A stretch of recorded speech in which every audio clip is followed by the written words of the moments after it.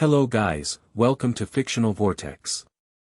So in this video, we will see what if Naruto was a Mandalorian Foundling who wielded the Darksaber Naruto x Bo-Katan, Star Wars. If you enjoy these kinds of stories, don't forget to show us some love by hitting the like button and subscribing to the channel. Your support means the world to us. Now, let's start the story. Chapter 1, the Foundling Naruto crashed through the trees, his orange and black jacket torn from the battle. The mission had gone sideways fast. What should have been a simple scroll retrieval had turned into an ambush by rogue ninja with abilities he'd never seen before. Shadow Clone Jutsu. Naruto's fingers formed the familiar cross sign, and 20 identical copies of himself appeared in puffs of smoke, surrounding the enemy. The opposing ninja, a tall, pale man with strange markings on his face, laughed. "Your clones won't save you from this, Jinchuriki." He formed hand signs Naruto didn't recognize. Dimensional Rift Technique. A swirling vortex of blue energy erupted between them, immediately pulling Naruto forward. His clones popped one after another as they tried to grab onto trees, rocks, anything. What the hell is this? Naruto dug his kunai into the ground, but the pull was too strong. The earth crumbled beneath his blade, and he was yanked into the blinding light. Falling. Spinning. Darkness. Then pain. Naruto's body slammed into rocky ground, knocking the wind from his lungs. His head spun as he pushed himself to his knees, blinking away the disorientation. The air felt different. Thinner. Colder. Where am I? He looked up and froze. This wasn't fire country. This wasn't anywhere he recognized. Two moons hung in a purplish sky. Jagged rock formations stretched across a barren landscape. In the distance, strange creatures with multiple legs scuttled across rocky plains. Kakashi-sensei. Sakura. Naruto called out, but only echoes answered. He activated Sage Mode, trying to sense any familiar chakra signatures. Nothing. Not just no familiar chakra, no chakra at all, at least not how he understood it. Yet there was something. An energy field that seemed to permeate everything, different but somehow familiar. A screech from behind sent him diving forward, just as massive pincers snapped where his head had been. Naruto rolled to his feet, facing a scorpion-like creature 3 times his size. Its carapace glistened in the moonlight, 8 eyes tracking his movement. "You picked the wrong ninja to mess with." Naruto formed a Rasengan, the blue sphere of chakra spinning in his palm. The creature hesitated, seemingly confused by the light, then charged. Naruto leapt forward, driving the Rasengan into the creature's face. The impact sent shockwaves through its body, cracking its shell. It stumbled backward, screeching, before collapsing. More screeches echoed in the distance. Dozens of the creatures appeared on the horizon, racing toward him. That's not good. Naruto reached for his kunai pouch. 3 blades left, minimal supplies, no idea where he was. He backed up against a rock formation, preparing to fight. The first creatures reached him. Naruto threw a kunai, embedding it in an eye. He leapt over another, created 2 clones midair to tackle a third. They were overwhelming him with numbers. A high-pitched whine cut through the air, followed by a flash of blue light. 3 creatures fell, smoking holes burned through their carapaces. "Move, kid." A modulated voice called from above. Naruto looked up to see a figure in gleaming armor hovering in the air, blue flames erupting from their back. The armored figure descended rapidly, firing more blue bolts from a handheld weapon. The creatures scattered, some falling dead, others retreating. The figure landed beside Naruto, armor gleaming silver and blue in the moonlight. A T-shaped visor faced him, revealing nothing of the person inside. "You're either brave or stupid to be out here unarmed," the figure said, voice filtered through a helmet. "Though those energy attacks of yours are impressive. Who are you? Where am I?" Naruto demanded, not lowering his guard. The armored figure cocked their head. I'm the one saving your life. You're on Zun, moon of Onderon. The helmet turned toward the horizon. And we need to move. Those Kath hounds were just scouts. The pack will be here soon. I can handle myself, Naruto said. I saw. Unusual fighting style. The figure holstered their weapon. I'm Ursa Ren of Clan Ren. Mandalorian. And you? Naruto Uzumaki, shinobi of Konoha. Never heard of it. What system? System? I don't understand. A distant howl interrupted them. The armored figure, Ursa, turned toward the sound. Explain later. We need to reach my ship. Can you keep up? Naruto grinned. Try not to fall behind. Ursa's jetpack ignited, propelling her forward. Naruto channeled chakra to his feet and took off, matching her pace as they raced across the rocky terrain. He noticed her helmet turning slightly toward him, likely surprised at his speed. They reached a clearing where a sleek ship waited, unlike any vehicle Naruto had ever seen. As they approached, a ramp extended from its belly. Get in. Ursa ordered as the howls grew closer. Naruto hesitated only briefly before rushing up the ramp. The interior was cramped, filled with equipment he didn't recognize. Ursa followed, hitting a panel that closed the ramp behind them. Strap in, she said, moving to the front of the ship. Those creatures are the least of our problems if the beast riders show up. Naruto found a seat with straps and fumbled with them as Ursa took the pilot's chair. The ship rumbled to life, rising from the ground with surprising speed. What are you doing out here alone, kid? This moon isn't exactly a vacation spot. Ursa's hands moved over controls, the ship accelerating rapidly. I don't know how I got here, Naruto admitted. 1 minute I was fighting an enemy ninja, the next I was, here. Ursa turned her helmet toward him briefly. Ninja? You mean like an assassin? No, a shinobi. From the Hidden Leaf Village. Seeing her continued confusion, he added, from the Land of Fire. Never heard of it in any star system I know. The ship broke atmosphere, stars stretching around them. And I know most of the outer rim.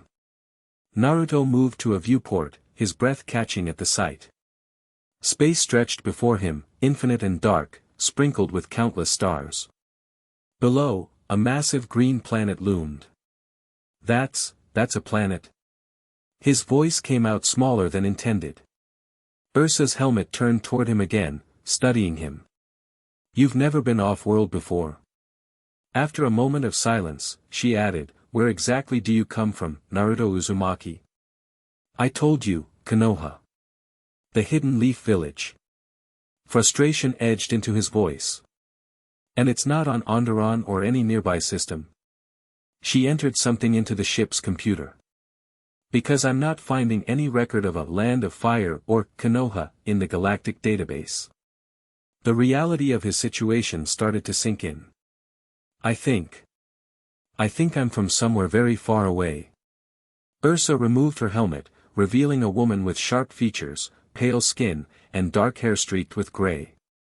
Her eyes, a piercing blue, assessed him carefully. Those energy techniques you used against the Kath hounds. What were they?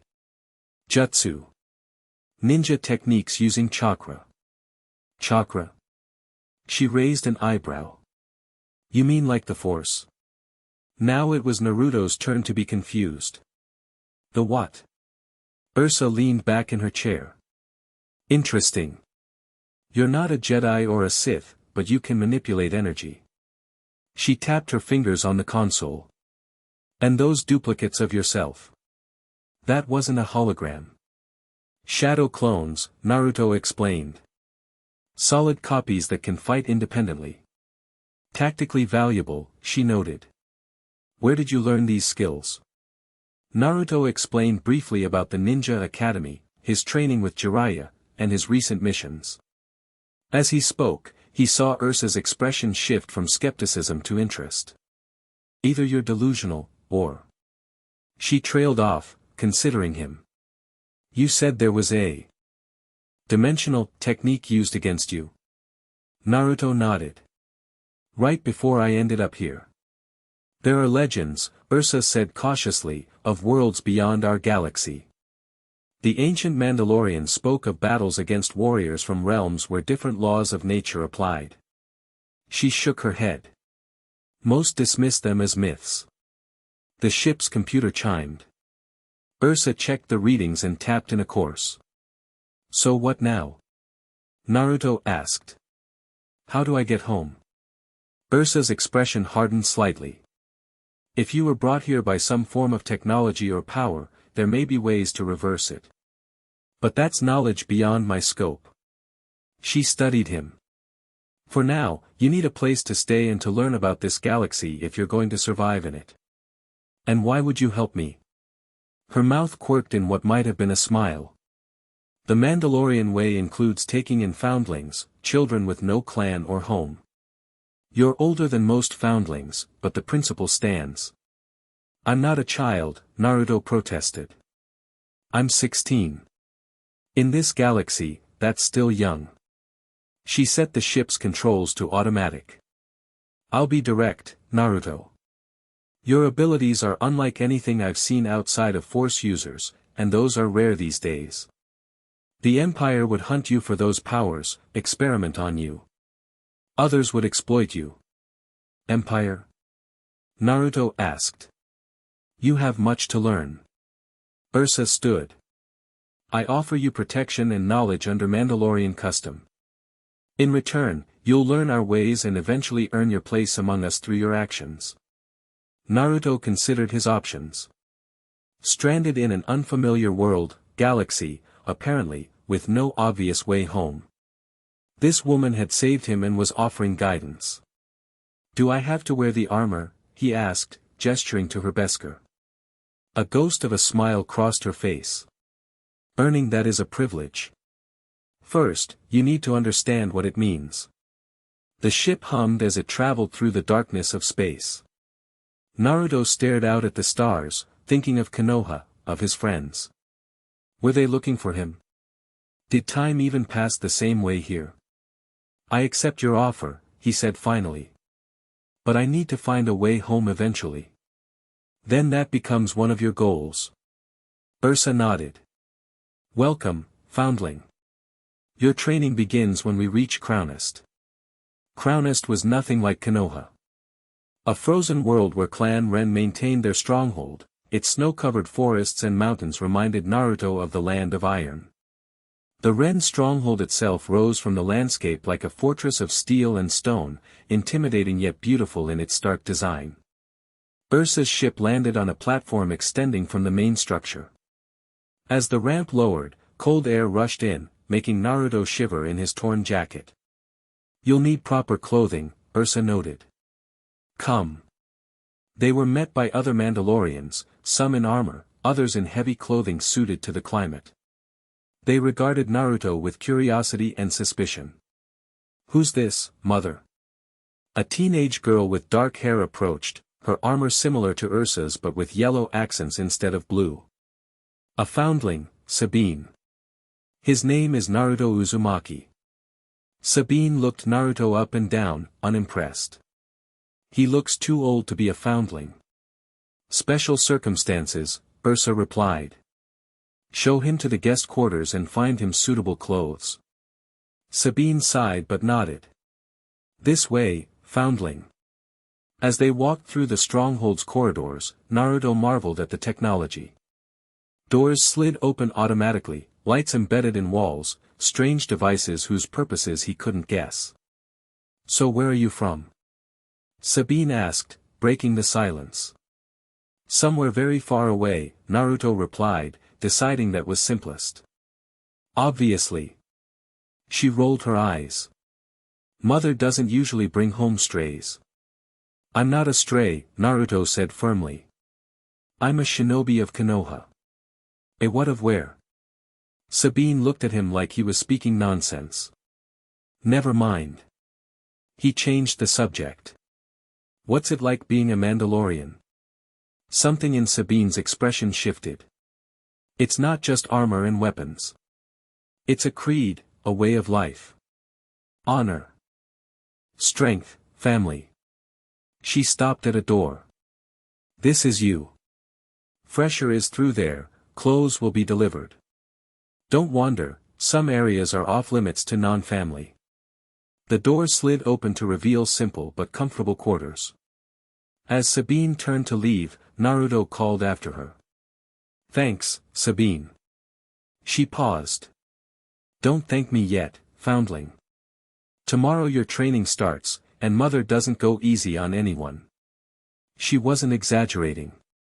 Dawn found Naruto in a training yard, snow falling lightly around them. Ursa stood opposite him, now in lighter armor. Mandalorians are warriors first, she began. Our combat techniques have been refined over thousands of years. Show me how you fight. Naruto demonstrated basic taijutsu forms, moving through stances and strikes.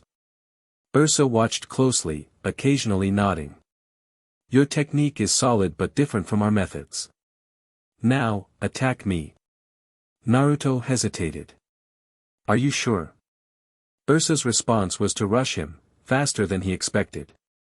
He dodged her first strike but caught a kick to his side that sent him stumbling. Never hesitate, she said. In real combat, that gets you killed. Naruto nodded, centering himself. This time when she attacked, he was ready.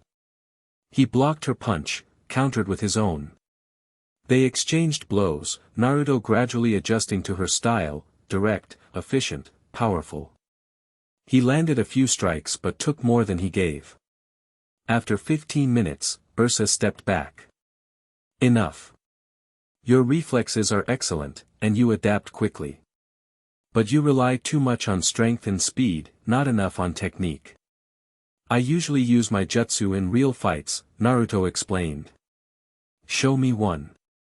Something non-destructive, she added quickly, glancing at the training yard. Naruto formed the hand sign. Shadow Clone Jutsu. 5 copies of himself appeared, surrounding Ursa. Her eyes widened slightly, the first time he'd seen her truly surprised. Fascinating, she said, circling one clone and poking it experimentally.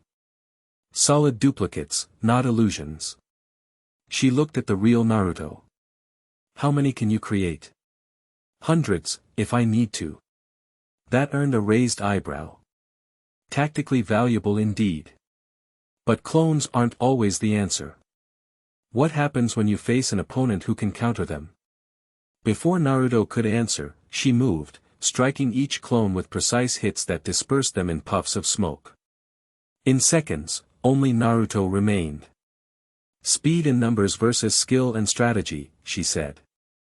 Today you'll learn Mandalorian hand-to-hand combat basics. Tomorrow, weapons. The days that followed fell into a rhythm. Mornings were combat training, hand-to-hand, then vibroblade, then blasters.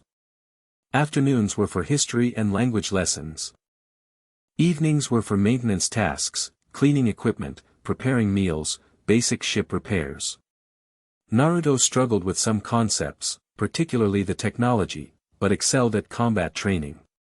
His natural athleticism and previous training gave him advantages, and his chakra enhanced his physical abilities in ways that impressed even the stoic Mandalorians. A month into his training, Ursa introduced him to other foundlings during a gathering of nearby Mandalorian clans. Most were younger than Naruto, children orphaned by conflict. They trained together under the watchful eyes of Mandalorian warriors. Your form is sloppy, a voice said as Naruto practiced vibroblade techniques against a training dummy. He turned to see a teenage girl with striking red hair and green eyes, wearing armor with blue and silver accents. Unlike Sabine's, her armor seemed more worn, bearing scars of actual combat. It gets the job done, Naruto replied, wiping sweat from his brow. Does it? She drew her own vibroblade. Prove it. Naruto grinned. I don't know your name. Katan cries. She took a ready stance. Clan cries. Naruto Uzumaki. He mirrored her stance. Clan, well, I guess Ren for now. A foundling. She said it like it explained everything. Let's see what Ursa's teaching you. Their blades met with a crackling hum. Bo-Katan was good, very good. Her technique was flawless, each movement flowing into the next. Naruto matched her intensity but found himself on the defensive more often than not. You fight strange, she said during a brief pause. Not Mandalorian, not Imperial, not anything I recognize. I'm unique, Naruto replied with a grin. Bo-Katan's eyes narrowed. Unique gets you killed without proper training. She pressed her attack, forcing Naruto back. He decided to surprise her, channeling chakra to his feet and leaping impossibly high, flipping over her head. Bo-Katan spun, but not fast enough to prevent Naruto's blade from stopping just short of her neck. What was that? She demanded, green eyes wide. Are you force sensitive? No, it's chakra. Different thing. A small crowd had gathered, including Ursa and an older woman who resembled Bo-Katan. The older woman's expression was unreadable, but her gaze was intense. Interesting technique, foundling, she said. My daughter could learn from such unpredictability. Mother, he used some kind of power, Bo-Katan protested. And in real combat, you use every advantage, the woman replied.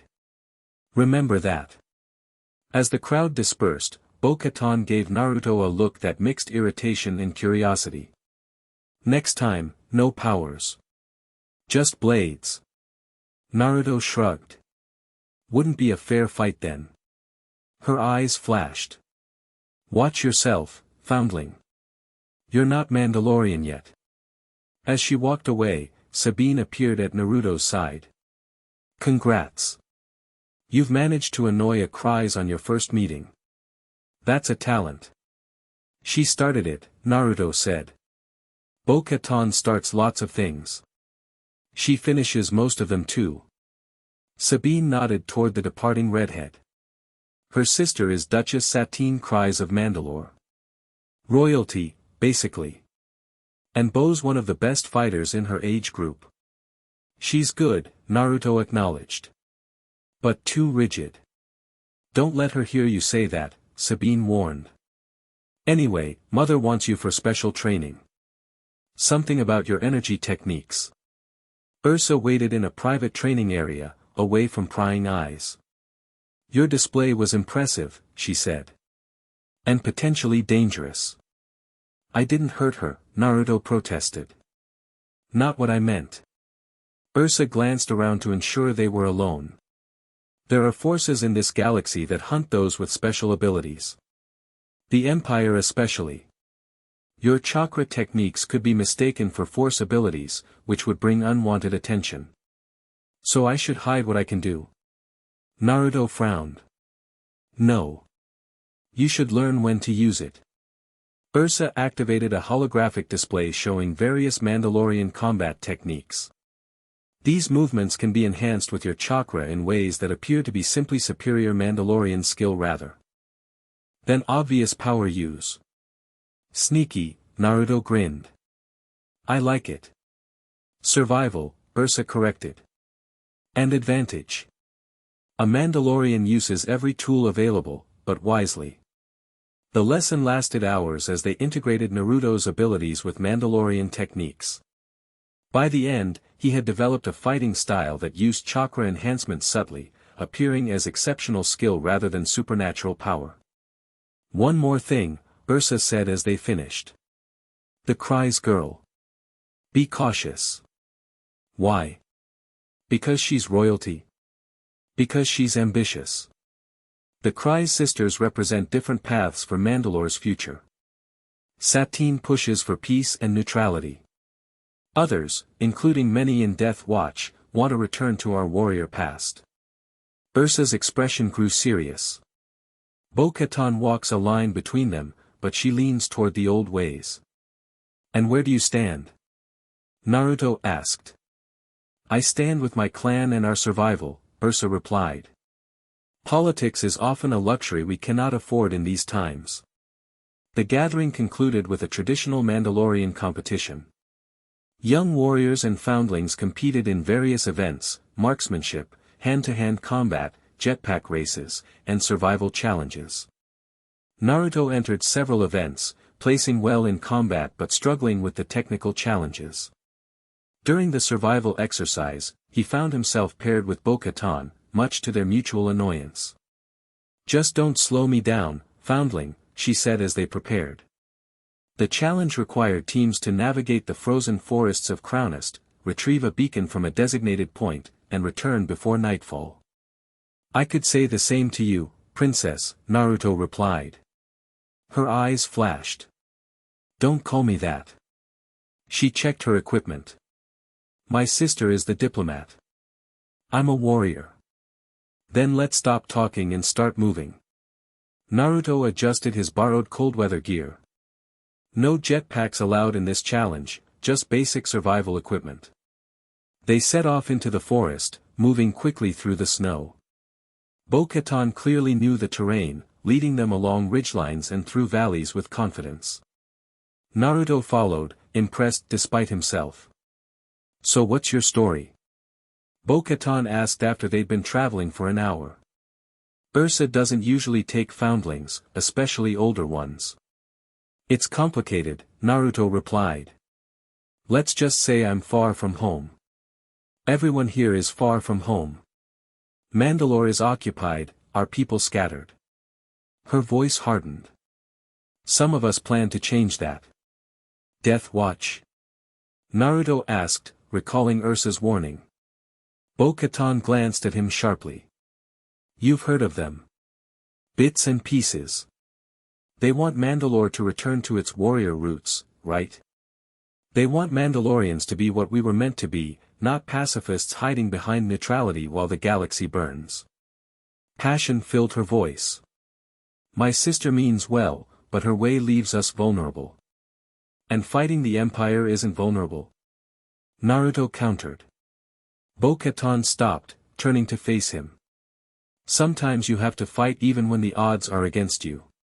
When the alternative is losing everything that makes you who you are."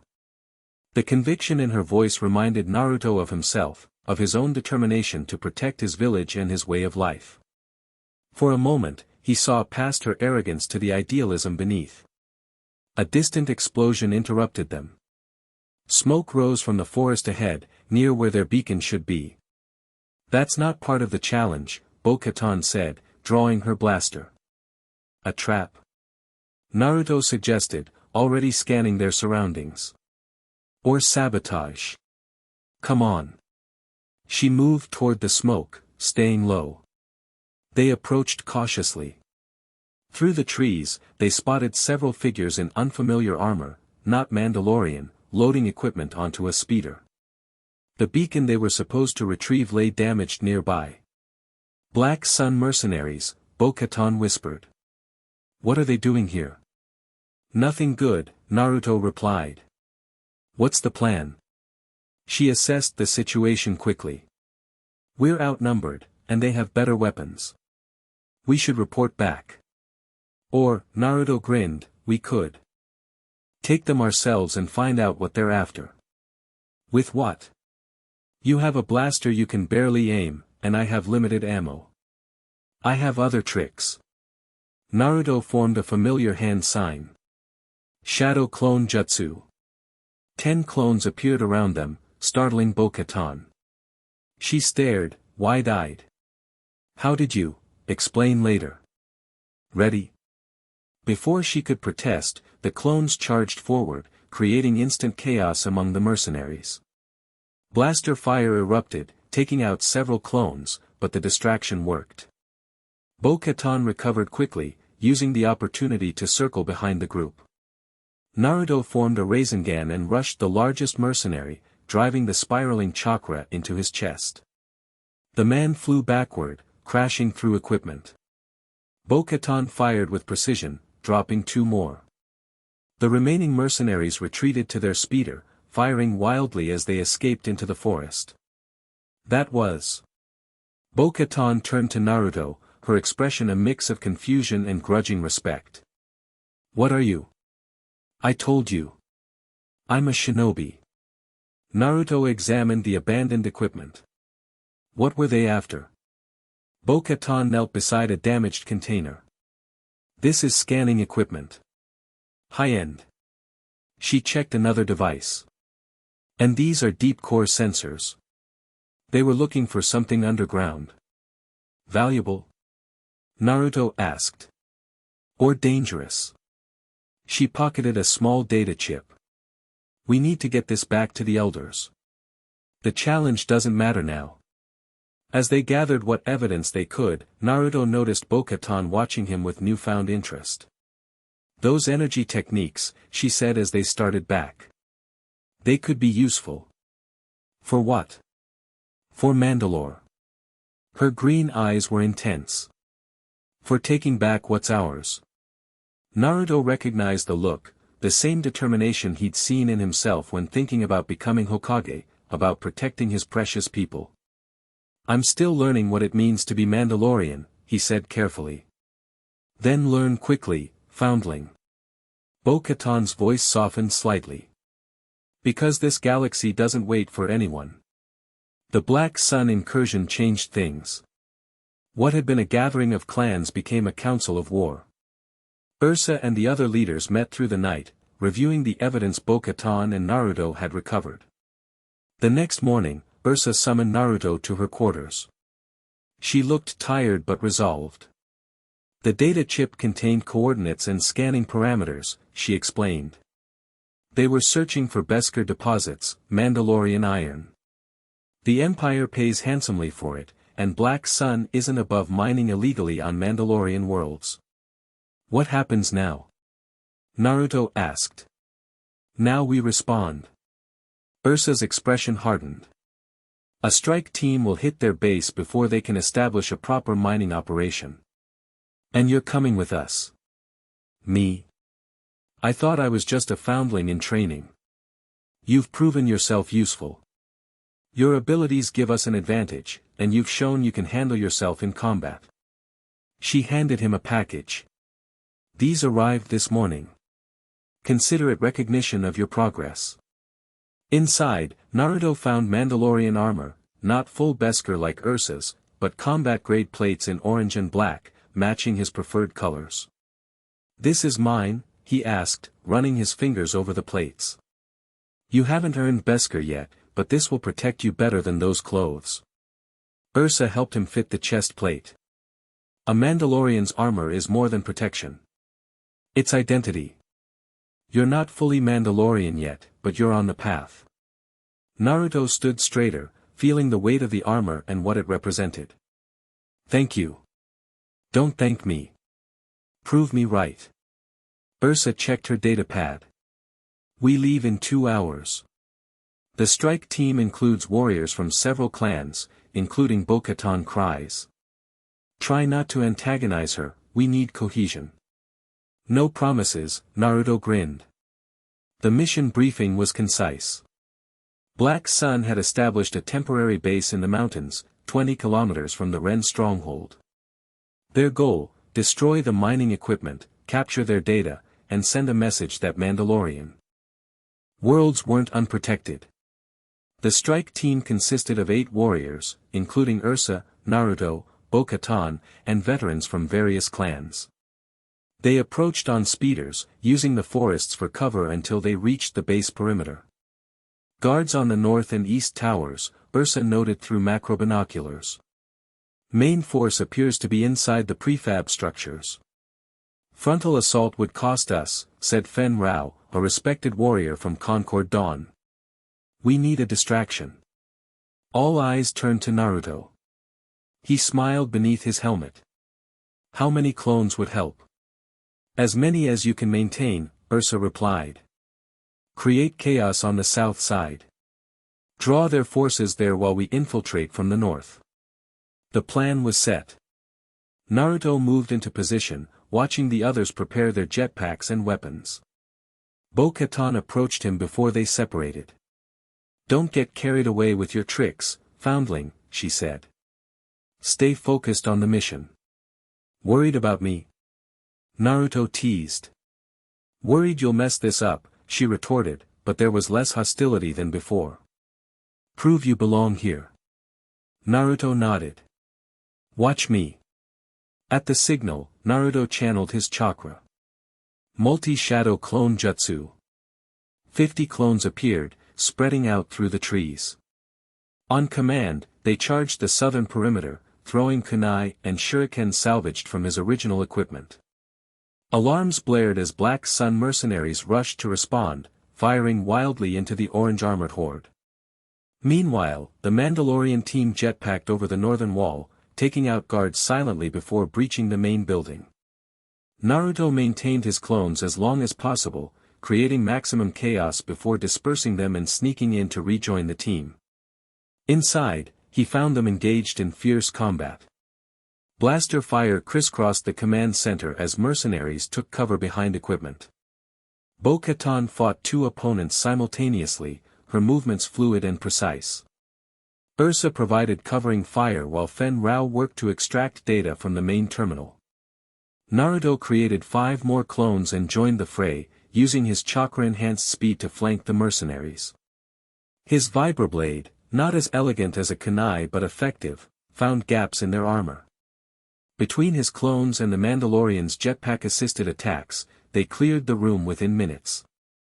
Data secured, Fen announced. Setting charges now. 2 minutes to extraction, Ursa ordered. Grab anything useful. As they collected weapons and intelligence, a hidden door slid open. A massive figure stepped through, a Trandoshan mercenary leader, scales glistening beneath partial armor. He carried a weapon Naruto hadn't seen before, something between a cannon and a flamethrower. Mandalorian scum, the Trandoshan hissed, firing a stream of energy that forced everyone to dive for cover. The blast melted through a metal support column like it was butter. Plasma caster. Bo-Katan warned. Don't let it hit you. The team scattered, firing from multiple angles, but the Trandoshan's thick hide seemed to absorb blaster bolts with minimal damage. He laughed, sweeping his weapon across the room, forcing them further back. We need to move. Ursa shouted. The charges are set. The Trandoshan fired again, catching Fen Rao's jetpack. It sparked and smoked, forcing him to discard it before it exploded. Now grounded, he was vulnerable. Naruto saw his opportunity. Keep him distracted, he called to the others. While they laid down covering fire, Naruto focused his chakra. The familiar blue sphere formed in his hand, spinning faster, growing larger than his standard Rasengan.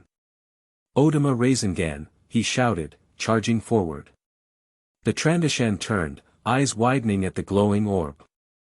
The Rasengan struck the mercenary's chest with devastating force. The impact sent him crashing backward through equipment and walls, eventually embedding him in the outer perimeter fence. What was that? Bo-Katan asked, her voice a mix of shock and admiration.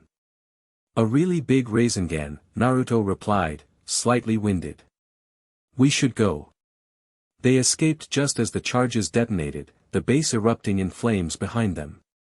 Their speeders carried them back toward the Ren stronghold, mission accomplished with minimal injuries. During the debriefing, Naruto noticed the way the other Mandalorians looked at him, with newfound respect and curiosity. Ursa seemed pleased, but her expression grew concerned when representatives from other clans approached her afterward, discussing Naruto in hushed tones. That evening, she called him to her private study. You made quite an impression today, she said, removing her helmet. Perhaps too much of one. What do you mean? Naruto asked. Your abilities are attracting attention. Bo-Katan has already reported to her Death Watch contacts about you. Is that bad? Ursa sighed. Complicated. Death Watch seeks warriors who can help reclaim Mandalore.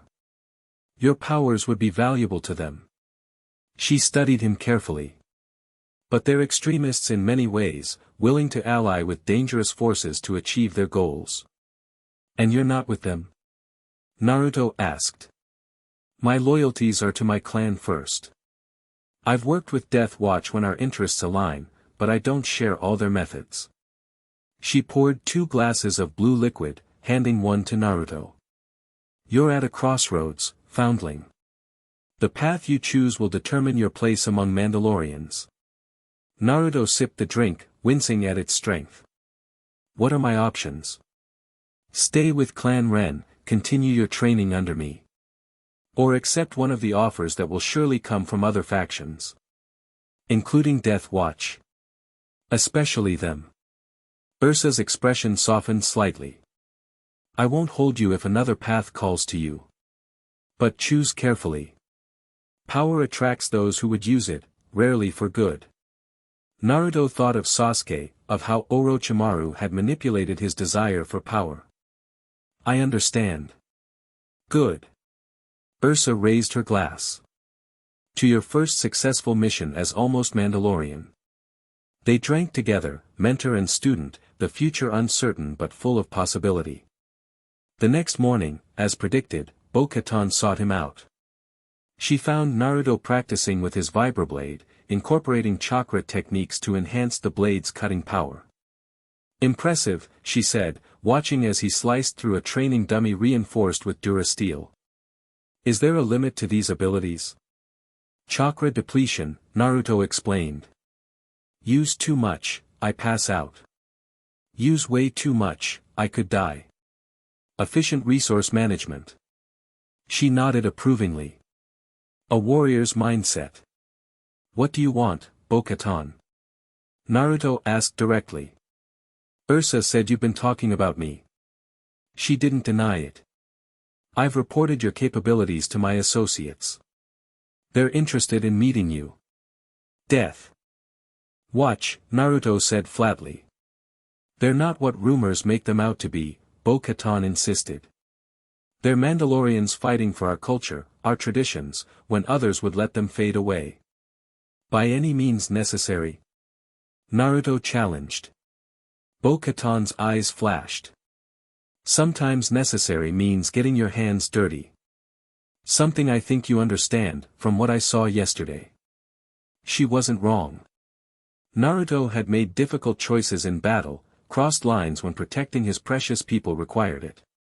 What exactly are you offering? He asked. A chance to make a difference. To be part of something bigger than Clan Ren. She stepped closer. Ursa is a fine warrior, but she's cautious. Death Watch is taking action. And what would they want from me? Your skills. Your power. Bo-Katan smiled slightly. And in return, resources to help you find a way home. That caught Naruto's attention. You think that's possible? Death Watch has connections throughout the galaxy, access to ancient knowledge and technology. If anyone can help you return to your world, they can. She extended her hand.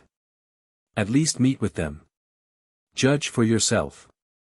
Naruto hesitated, then clasped her forearm in the Mandalorian style. One meeting. No commitments. That's all I ask. Her green eyes held his. We leave tomorrow. As Bo-Katan walked away, Naruto wondered if he was making the right choice. But the possibility of finding a way home, of seeing Konoha again, was too important to ignore.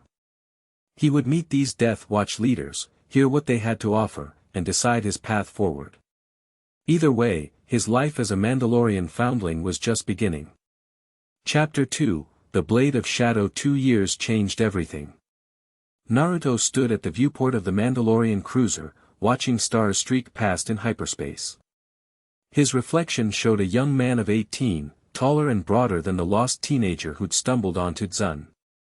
His blonde hair remained unruly, but his face had hardened, blue eyes sharper with experience. His armor, real Beskar now, gleamed orange and black with the mythosaur skull emblem painted across the chest plate. Still thinking about home? Bo-Katan asked, stepping beside him. Sometimes. Naruto turned to face her. Less than I used to. Bo-Katan had changed too. At 21, she'd risen through Death Watch ranks, earning Pre-Vizslas trust as one of his lieutenants. Her red hair was cropped shorter now, practical for the helmet she carried under her arm. Good. You can't live between worlds. She handed him a datapad. Vizsla wants to see us both when we drop out of hyperspace. Says he's found something important. Naruto took the pad, skimming the encrypted message. Another wild ban the chase. He wouldn't call us both if it wasn't significant. Bo-Katan's voice held conviction. This could be what we've been searching for. 2 years in Death Watch had taught Naruto skepticism.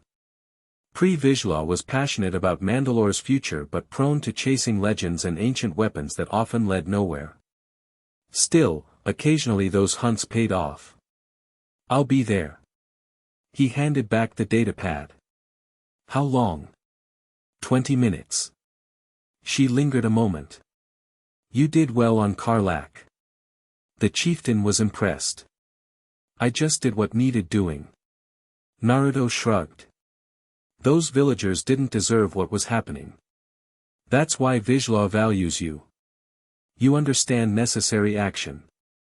Naruto had learned Death Watch's definition of necessary didn't always match his own.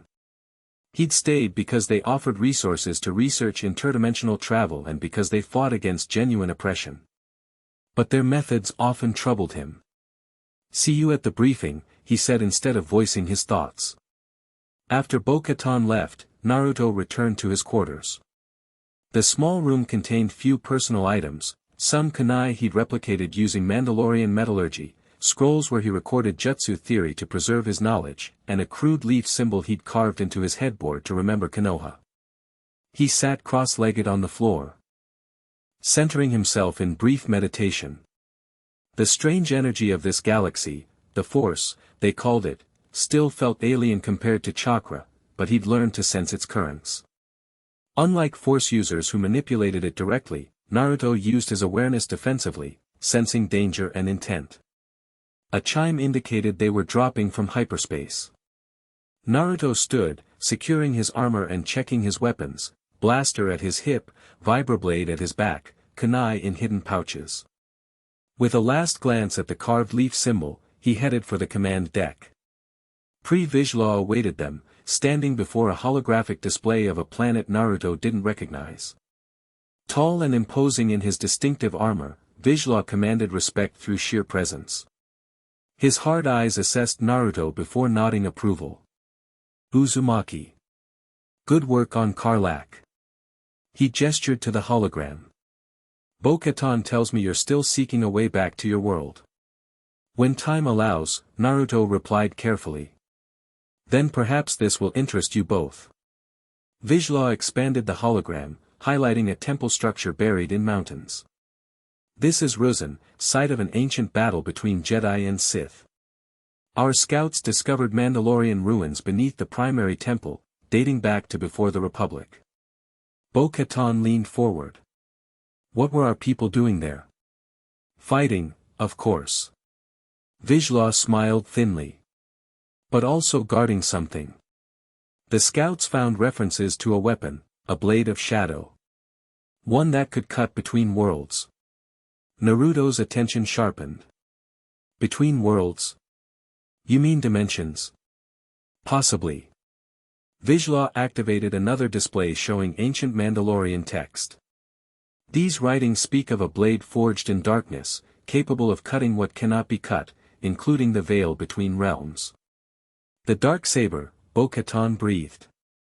Vizsla nodded. The same weapon Vizsla used to unite Mandalore. My ancestor. His eyes gleamed with ambition. Lost for generations, but never forgotten. And you think it's on Ruzan? Naruto asked. The temple contains a gateway, a door our scouts couldn't open. The writings suggest only someone wielding both inner and outer power can access what lies beyond. Bo-Katan turned to Naruto. Someone with abilities beyond normal Mandalorians. The implication was clear. Naruto studied the hologram, suspicion mixing with hope. What's the catch? Imperial presence, Vizsla admitted. They've established a research outpost near the temple. Something about the planet's force properties interests them. So we fight Imperials? Naruto asked. We avoid them, Bo-Katan corrected. This is extraction, not confrontation. Vizsla nodded. The three of us, plus a small team. We slip past Imperial lines, enter the temple, retrieve the blade. He fixed Naruto with an intense stare. If this weapon truly cuts between worlds, it could be your passage home, Uzumaki. And Mandalore's salvation. The dual promise hung in the air. Naruto weighed his options. After 2 years, his hopes of returning to Konoha had dimmed. Research into interdimensional travel yielded theories but no practical solutions. If this Darksaber could create portals. When do we leave? He asked. Vizsla smiled. Immediately. The Imperial presence on Ruzan proved heavier than intelligence suggested. Their shuttle approached under cover of a meteor shower, sensors scrambled to avoid detection. Through the viewport, Naruto watched stormtrooper patrols crisscrossing the valley below the mountain temple. They've expanded operations, Bo-Katan noted, studying tactical displays. At least 2 companies, plus scout walkers. Something's got them excited, replied Rook Cast, one of Death Watch's demolition experts. Those aren't archaeological tools they're moving. Vizsla adjusted their approach vector. New landing zone, 3 kilometers south. We'll proceed on foot through the canyons. They touched down in a narrow ravine, the shuttle's adaptive camouflage blending with surrounding rock. The 5-person team disembarked silently, Vizsla, Bo-Katan, Naruto, Rook, and a Mandalorian scout named Jarek. Masks on, Vizsla ordered. Comms check. Helmets sealed with electronic chirps, internal displays activating. Naruto's HUD highlighted terrain features and team positions. Unlike other Mandalorian helmets, his had been modified to accommodate his fighting style, wider peripheral vision, minimal filtration to preserve natural sensing abilities. They moved through canyons in standard formation, Jarek scouting ahead, Rook watching their backs. The terrain grew steeper as they approached the temple, forcing them to use jetpacks in controlled bursts to scale cliff faces. Movement ahead, Jarek reported. Imperial Patrol, 4 troopers. Can we go around? Bo-Katan asked. Negative. They're on our only approach. Vizsla signaled Naruto. Quick and quiet. Naruto nodded, formulating a plan. Shadow clone technique, he whispered, forming the hand sign. 4 clones materialized, each moving to flank the patrol from different directions. Through his helmet's enhanced vision, Naruto watched the stormtroopers pause, one raising a scanner. I'm picking up multiple signatures, the trooper said. Spread out, ordered another. Check those ridges. The clones struck simultaneously. 4 quick flashes of orange armor, 4 troopers down without a shot fired. Naruto's clones dragged the bodies into a crevasse before dispersing in puffs of smoke. Clear, he reported. Efficient, Vizsla commented as they continued forward.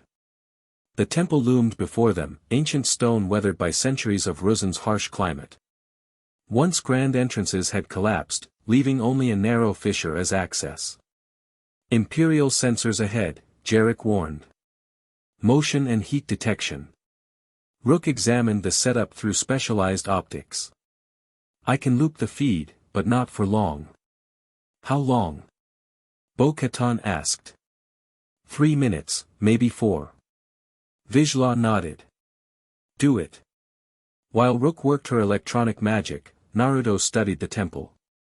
Something felt off, a strange resonance in the energy surrounding it.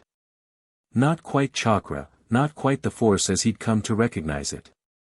Something between. You sense it too? Bo-Katan asked quietly, noticing his focus. Yeah. Like, pressure. Or watching eyes. The ancient Sith performed rituals here, she explained. Some say their echoes never fade. Sensors looped, Rook announced. Clocks running. They slipped through the fissure into darkness. Helmet lamps activated, illuminating a vast chamber with collapsed columns and faded murals. Imperial equipment clustered near one wall, scanners, drills, abandoned for the day. They haven't breached the inner chamber, Vizsla noted with satisfaction. This way. They followed ancient Mandalorian symbols carved subtly alongside Sith runes, easy to miss if you weren't looking for them. The path led downward, beneath the main temple structure, air growing colder and heavier with each step. 2 minutes, Rook warned. The passage widened into a round chamber dominated by a massive stone door. Mandalorian symbols formed a circle around its edge, with a central carving of 2 crossed swords, one light, one dark. This is it, Vizsla breathed, running his hand over the ancient markings. The gateway. Naruto approached the door, feeling that strange energy intensify. The stone seemed to vibrate beneath his fingers, responding to his presence. What do the symbols say? He asked.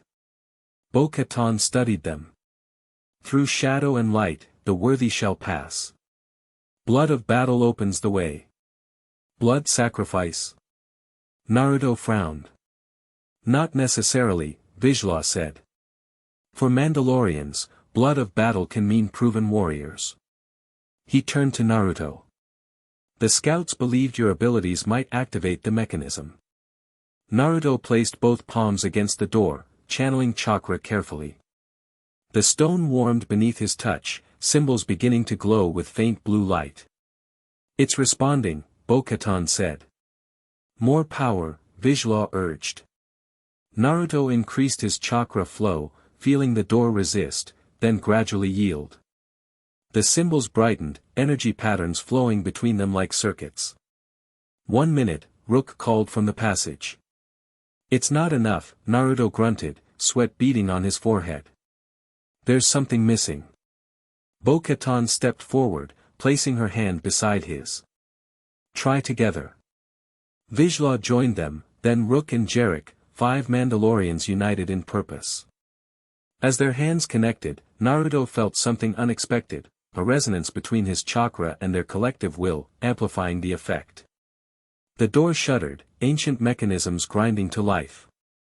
With a deep rumble, it began to retract into the ceiling, revealing a smaller chamber beyond. 30 seconds, Rook reminded them.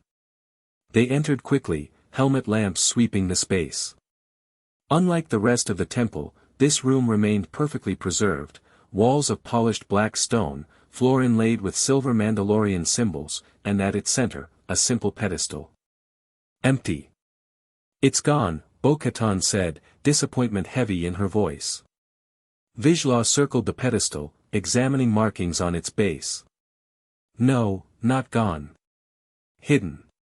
He pointed to a sequence of symbols. These are coordinates. A distant alarm blared through their comms. Sensors back online, Rook reported. They've detected the door mechanism. Time to leave, Jarek urged.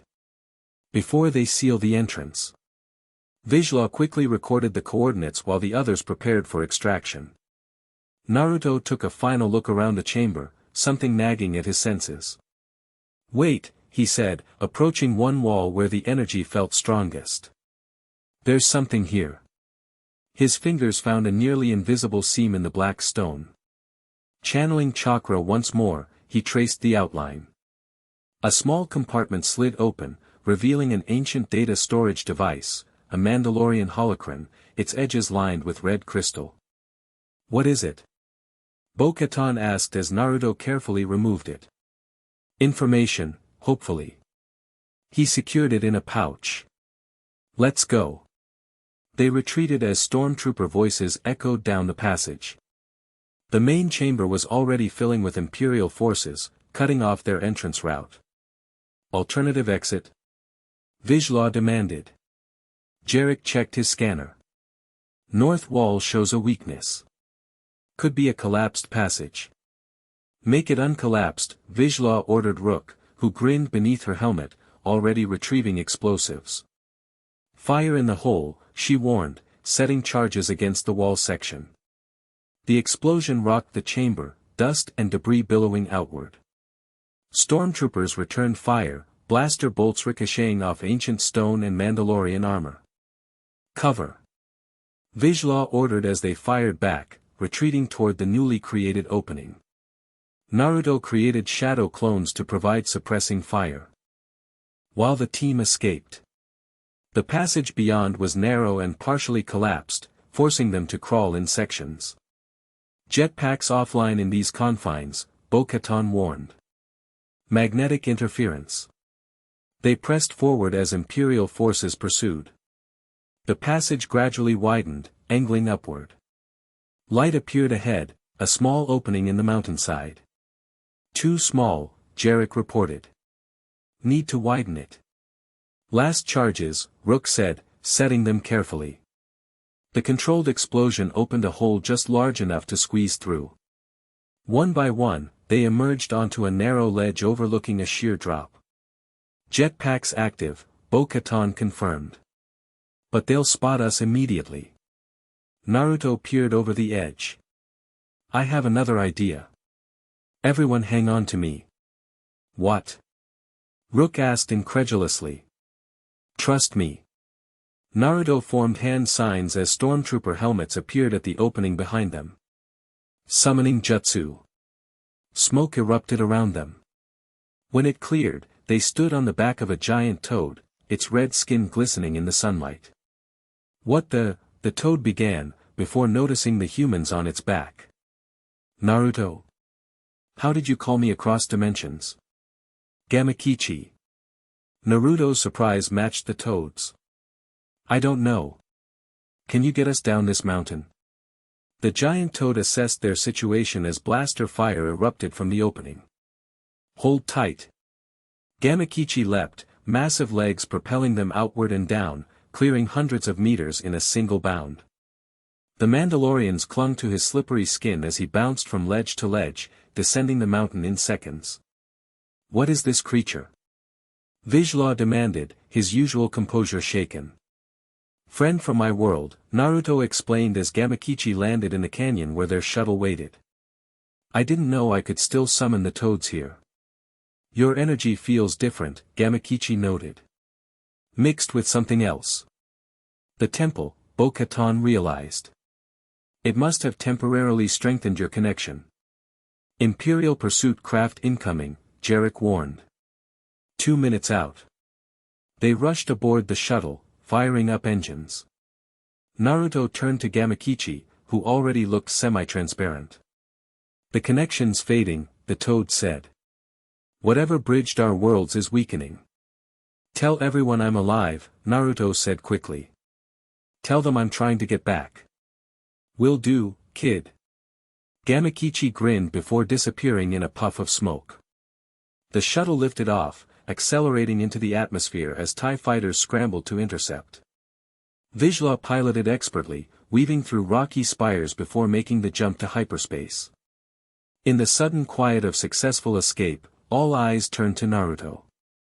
What? He asked, uncomfortable with the attention. You never mentioned giant talking battle toads, Rook said. Naruto shrugged. You never asked. Bo-Katan's laugh broke the tension, soon joined by the others. Even Vizsla's stern expression cracked into a smile. The coordinates, he said when the laughter subsided. They point to Concordia. The Mandalorian moon. Bo-Katan asked, surprise evident. Specifically, the abandoned mines. Vizsla's expression grew serious. Where my family kept its secrets.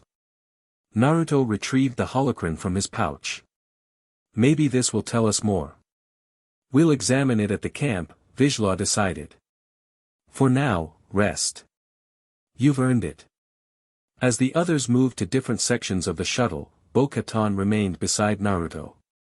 That creature, she said quietly. It knew you. Gamakichi. I've known him since he was small. Well, smaller. What did it mean about your energy being different? Naruto considered how to explain. Chakra has flavors. Mine has always been distinctive because of the 9 tails. Bo-Katan nodded. She knew about the QB sealed within him, one of the few he'd trusted with that information. But now it's mixed with something from this galaxy, she concluded. Yeah. Naruto turned the holocron over in his hands. The longer I stay here, the more I change. Is that bad? I don't know. He met her green eyes. Sometimes I worry that if I ever get home, I won't fit there anymore. Bo-Katan's expression softened momentarily before she caught herself. Then perhaps you're finding a new home. The moment lingered between them before she straightened, professional once more. I'll help you decode the holocron. Mandalorian encryption can be tricky. As she moved away, Naruto wondered about the brief vulnerability he'd glimpsed. Bo-Katan cries rarely showed anything but fierce determination. That momentary connection felt significant, though he couldn't say why. The Death Watch camp on Zanbar hummed with activity as warriors prepared for missions across the Outer Rim. Naruto sat cross-legged in Vizsla's command tent, the holocron floating between his hands, suspended in a field of visible chakra. Remarkable, Vizsla murmured, watching ancient Mandalorian symbols project from the device. Your abilities interact with our technology in unexpected ways. Bo-Katan translated the projected text. It speaks of the Darksaber's creation during the time of Tar Vizsla. Not just a lightsaber, but a nexus of power, created where force and ancient Mandalorian metallurgy intersected. What about dimensional properties? Naruto asked. Here, she pointed to a symbol sequence. The blade that cuts all bonds, even those between realms. In the hands of one who understands both worlds, it becomes a key. Hope flickered in Naruto. So it could get me home. Potentially, Vizsla said. But first, we must retrieve it. He activated a holographic map of Concordia. According to the coordinates, the Darksaber was hidden here, in my family's ancestral mining complex. Why hide your family's heirloom in a mine? Rook asked, joining them. Protection, Vizsla explained. The mines were rich in Beskar. My ancestors built vaults within, shielded from sensors by the surrounding metal. When Mandalore turned to pacifism, warriors like my grandfather hid our greatest treasures. What's the approach? Bo-Katan asked. Concordia is nominally governed by Priest Cousin, Rook explained to Naruto. But Imperial oversight has increased since our last operation there. Small team, Vizsla decided. Myself, Bo-Katan, Uzumaki. We enter through the maintenance tunnels, access the vault, retrieve the Darksaber. And if it's not there? Naruto asked. Vizsla's expression hardened. Then we follow whatever trail remains. The Darksaber is Mandalore's legacy, and perhaps your ticket home. We will find it. Plans were made, equipment prepared. 2 days later, a modified freighter dropped them near Concordia's mining district before continuing to the capital on legitimate business. Dressed as common laborers rather than Mandalorian warriors, they approached the abandoned complex. Security looks minimal, Bo-Katan noted, scanning the perimeter. 2 guards at the main entrance, automated systems elsewhere. The Empire considers these mines depleted, Vizsla said. They don't know what truly lies within. They accessed the maintenance tunnel through a hidden entrance Vizsla's family had maintained for generations. The passage was narrow and dark, deteriorating from decades of neglect. Watch your step, Vizsla warned as metal groaned beneath them. These supports weren't designed to last this long. They navigated deeper, using minimal lighting to avoid detection. Naruto sensed the immense weight of the moon above them, kilometers of rock and metal pressing down. The air grew stale, tinged with metallic dust that clung to their clothing. How much farther? Bo-Katan asked after an hour of careful progress. We're close. Vizsla consulted an ancient hand-drawn map. The vault should be beyond this section. The tunnel widened into a junction where multiple paths converged. Massive mining equipment sat abandoned, coated in dust and corrosion. Vizsla led them to what appeared to be a solid rock wall, running his hands over the surface until finding hidden indentations. Family recognition pattern, he explained, pressing specific points in sequence. The wall shuddered, then slid aside with a grinding protest of ancient mechanisms. Beyond lay a small chamber hewn from solid rock, its walls lined with beskar or veins that glittered in their light. Impressive, Bo-Katan breathed, stepping inside. Pure beskar still in the walls. My ancestors chose this location carefully. Vizsla approached a pedestal at the chamber's center, running his hand over a handprint depression.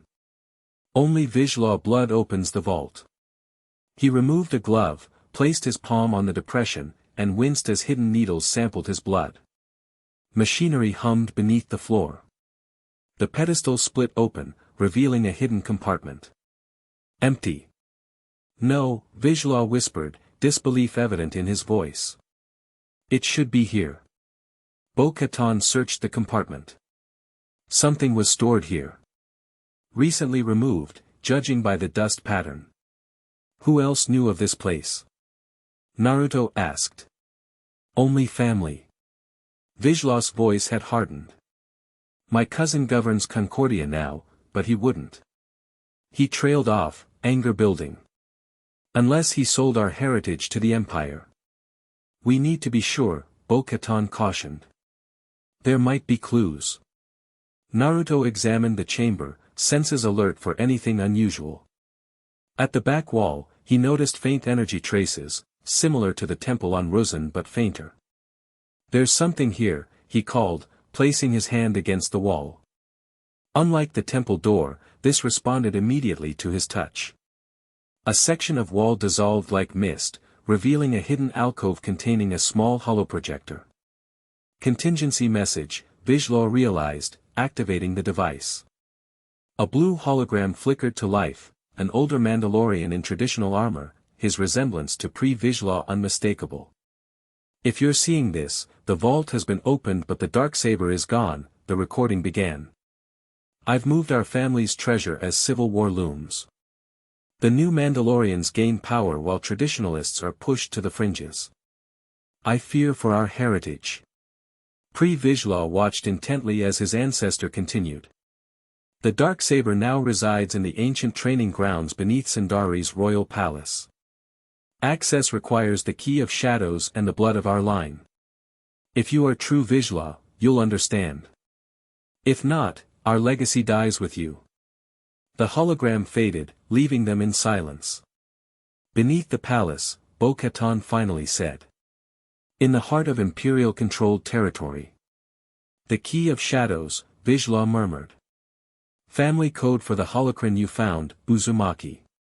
Naruto retrieved the device from his pack. So we need this and your blood to access another vault? Yes. In the most heavily guarded location on Mandalore. Vizsla's determination was evident. The palace that should be our people's heart, not an imperial puppet government's headquarters. This changes everything, Bo-Katan said. We can't just infiltrate with 3 people. No, Vizsla agreed. We need a larger operation. One that serves multiple purposes. You're thinking of the plan, Bo-Katan realized. Using this as the catalyst. Vizsla nodded grimly. Death Watch has prepared for years. Our warriors are ready. Perhaps it's time we showed Mandalore its true leadership. You're talking about revolution, Naruto said. Full-scale war against the Empire. I'm talking about reclaiming what's ours. Vizsla's eyes burned with purpose. And with the Darksaber in hand, our people will rally to the true Mandalore. As they exited the abandoned mine, plans already forming, Naruto felt conflicted. The Darksaber might be his way home, but at what cost? A planetary war wasn't what he'd signed up for. Having doubts? Bo-Katan asked quietly as they walked slightly behind Vizsla. This is bigger than finding a weapon, Naruto replied. A lot of people could die. People are already dying under imperial rule, she said. Slowly, as our culture is stripped away. Sometimes the costly path is the only honorable one. Her words reminded him of difficult choices he'd faced in his own world. Sometimes fighting was necessary, but he'd always sought ways to minimize suffering. If we do this, he said carefully, we need to protect civilians. Target Imperial forces and collaborators, not everyday people. Bo-Katan studied him. You've changed since that foundling on Crownest. More strategic. Had good teachers. He met her eyes. I'm serious, Bo. I'll help get the Darksaber, but not at any cost. Something in his tone made her truly look at him, perhaps seeing past the Mandalorian armor to the shinobi ethics beneath. I'll ensure civilian protection is prioritized in the planning, she finally said. Vizsla will listen to me. Thank you. The moment felt significant, a shift in their relationship from reluctant allies to something built on mutual respect. The Death Watch camp transformed into a war council over the following weeks. Warriors gathered from across the Outer Rim as Vizsla shared his vision, retaking Mandalore, beginning with a surgical strike to recover the Darksaber from beneath Sindari's royal palace. Naruto found himself in a strange position, neither fully Mandalorian nor outsider, valued for his unique abilities yet still viewed with suspicion by some hardliners. He spent hours studying palace schematics, identifying security weaknesses where his particular skills could be applied. The ancient training grounds were sealed after the last civil war, Bo-Katan explained during one planning session. Official records claim they were filled in, but the holocron confirms they still exist beneath the eastern quadrant. Accessible through these maintenance tunnels, Naruto added, highlighting paths on the holographic map. But the entry points will be guarded. Distraction here, Vizsla indicated the western plaza, draws security forces away while our primary team infiltrates through the lower levels. Plans took shape, roles assigned. The operation would begin with synchronized attacks on Imperial garrisons throughout Sindari, drawing forces away from the palace. Meanwhile, Vizsla would lead a strike team including Naruto and Bo-Katan to infiltrate beneath the palace and recover the Darksaber. As preparations intensified, Naruto sought moments of quiet to center himself. During one such moment, meditating atop a rocky outcrop overlooking the camp, Bo-Katan found him. Mind if I join you? She asked, uncharacteristically hesitant. Naruto opened his eyes, gesturing to the space beside him. She sat, removing her helmet to let the evening breeze cool her face. Pre wanted me to check if you're ready, she said after a moment. We move in 3 days. I'm ready. Naruto gazed toward the horizon. But I've been thinking about what happens after. After we get the Darksaber.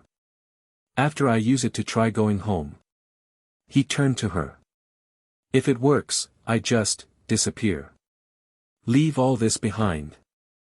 Bo-Katan's expression remained neutral, but something flickered in her eyes. That was always the plan, wasn't it? Find a way back to your world. Yeah, but... He struggled to articulate his conflicted feelings. 2 years ago, I would have gone without hesitation.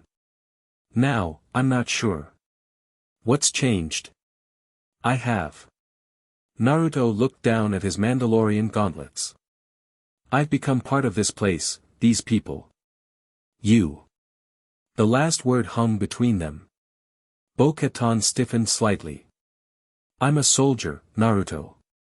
I don't have the luxury of attachments. Mandalorians value family above all, he countered. Isn't that what you've always taught me? Clan and combat, she said. Not, complications. Is that what I am? A complication? Bo-Katan stood abruptly.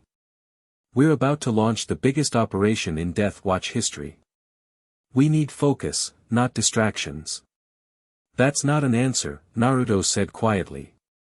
It's the only one I have right now. She replaced her helmet. Be ready to move at dawn. Vizsla wants a final practice run.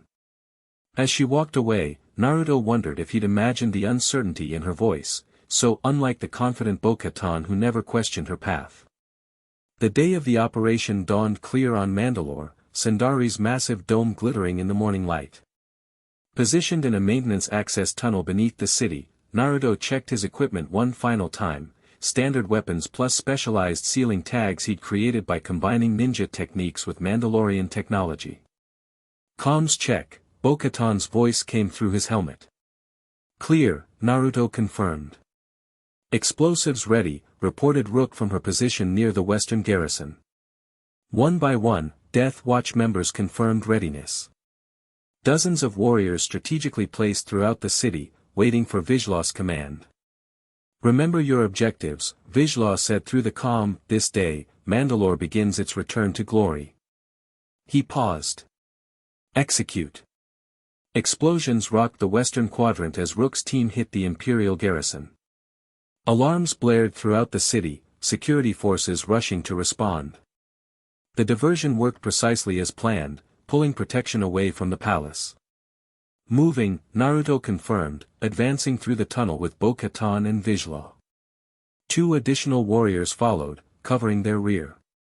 They emerged in a maintenance area beneath the palace, dispatching 2 guards silently. Bo-Katan accessed a security terminal, disabling cameras in their sector. Eastern Quadrant, Sublevel 3, she directed. According to the holocron, we need to find the arena entry. They moved efficiently through service corridors, avoiding patrols responding to the distant attack. Reaching Sublevel 3, they found their path blocked by a modern security door. Imperial upgrade, Vizslaw growled. Not on the schematics. I got this, Naruto said, placing a sealing tag on the control panel. The tag glowed briefly before the door slid open. Chakra override. Useful on electronic systems. Remind me to have you make more of those, Bo-Katan said as they proceeded. Beyond lay older corridors, predating Imperial occupation. The architecture changed from utilitarian to traditional Mandalorian, angular designs carved with ancient symbols. We're close, Vizslaw said, consulting the holocron. The training arena should be through that archway. They entered a vast chamber, ceiling lost in darkness above. Once a training ground for Mandalorian warriors, it now stood abandoned, equipment rusted and floors cracked with age. At its center, a circular platform rose slightly from the floor, surrounded by faded symbols. The vault access, Vizslaw approached reverently. Hidden in plain sight all these years. He placed the holocron in a depression at the platform's edge. It activated immediately, ancient symbols projecting upward in a cylindrical pattern. Vizslaw removed his glove, pressed his palm against a second depression. As before, hidden needles sampled his blood. The floor shuddered. Circular segments rotated, realigning patterns until they formed a complete image, the mythosaur skull surrounding a blade. Stand back, Vizslaw ordered as the platform began to descend. They followed it down, entering a hidden chamber beneath the arena. Unlike the abandoned space above, this room remained perfectly preserved, walls lined with weapons and armor from Mandalore's warrior past. Extraordinary, Bo-Katan breathed, taking in the collection. Our heritage, hidden all this time. At the chamber's center stood a simple pedestal. Upon it rested a hilt, black as night with angular lines and an activation switch unlike standard lightsabers. The Darksaber, Vizslaw approached slowly. My birthright. He reached for it, then hesitated, turning to Naruto. You sought this weapon for passage home. Perhaps you should be the one. Naruto looked between Vizslaw and the ancient weapon. It's your family legacy. You should take it. Vizslaw nodded, grasping the hilt. When nothing happened, he activated the blade. Black energy erupted with a distinctive sound, not the hum of a lightsaber, but a higher, sharper pitch. The blade itself seemed to pull light inward rather than emit it, edges crackling with barely contained power. The symbol of Mandalorian leadership, Bo-Katan said. In the hands of a true Vizslaw once more. The moment of triumph was interrupted by Naruto's danger sense flaring. We've got company. The lift platform descended again, carrying a squad of stormtroopers led by a figure in black armor, not Mandalorian, but something equally imposing. Red markings adorned the helmet, and twin blasters rested at his hips. "Death Watch terrorists," the figure announced. "Surrender immediately." "Imperial Super Commando," Bo-Katan warned. Saxon's unit. Vizsla raised the Darksaber. Mandalorians do not surrender to Imperial dogs. Fighting erupted in the confined space. Stormtroopers opened fire as the Mandalorians took cover among ancient artifacts. Naruto created shadow clones to flank the enemy while Bo-Katan used her jetpack for vertical advantage, raining blaster fire from above. The black-armored commander targeted Vizsla directly, twin blasters firing with remarkable precision. Vizsla deflected shots with the Darksaber, the black blade absorbing energy rather than reflecting it. "Gar Saxon," Vizsla called, recognizing his opponent. "Still serving masters instead of your own people?" "I serve Mandalore's future," Saxon replied, voice modulated through his helmet. "Unlike you relics." Their duel intensified as Naruto and Bo-Katan handled the remaining troopers. Saxon proved exceptionally skilled, matching Vizsla despite the Darksaber's power. A lucky shot caught Vizsla's shoulder, staggering him momentarily.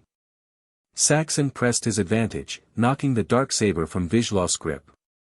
The black-hilted weapon skittered across the floor toward Naruto. "Uzumaki!" Vizsla shouted. Naruto dove for the weapon as Saxon fired. Bo-Katan intercepted the shot, her armor absorbing the impact but sending her crashing into ancient displays. Naruto's hand closed around the Darksaber's hilt. Immediately, strange energy surged through him, not chakra, not the force, but something between. He activated the blade instinctively as Saxon turned his blasters toward him. The black energy blade seemed to respond to his chakra, extending longer than it had for Vizsla. Naruto deflected Saxon's shots with precision born from years of kunai training, each movement guided by both instinct and the weapon itself. "Fall back." Saxon ordered his remaining troops. "Collapse the chamber." The Imperial commandos threw thermal detonators toward the ceiling supports before retreating to the lift. Explosions rocked the chamber, ancient stone cracking as dust filled the air. "We need to move." Bo-Katan shouted, helping Vizsla to his feet.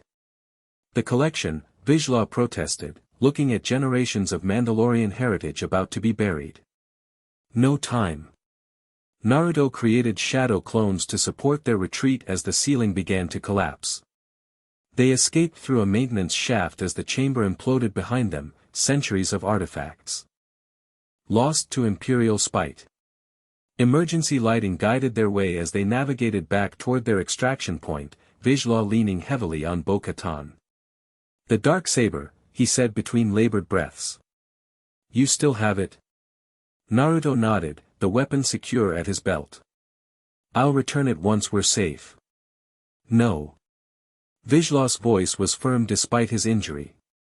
"You wielded it in battle.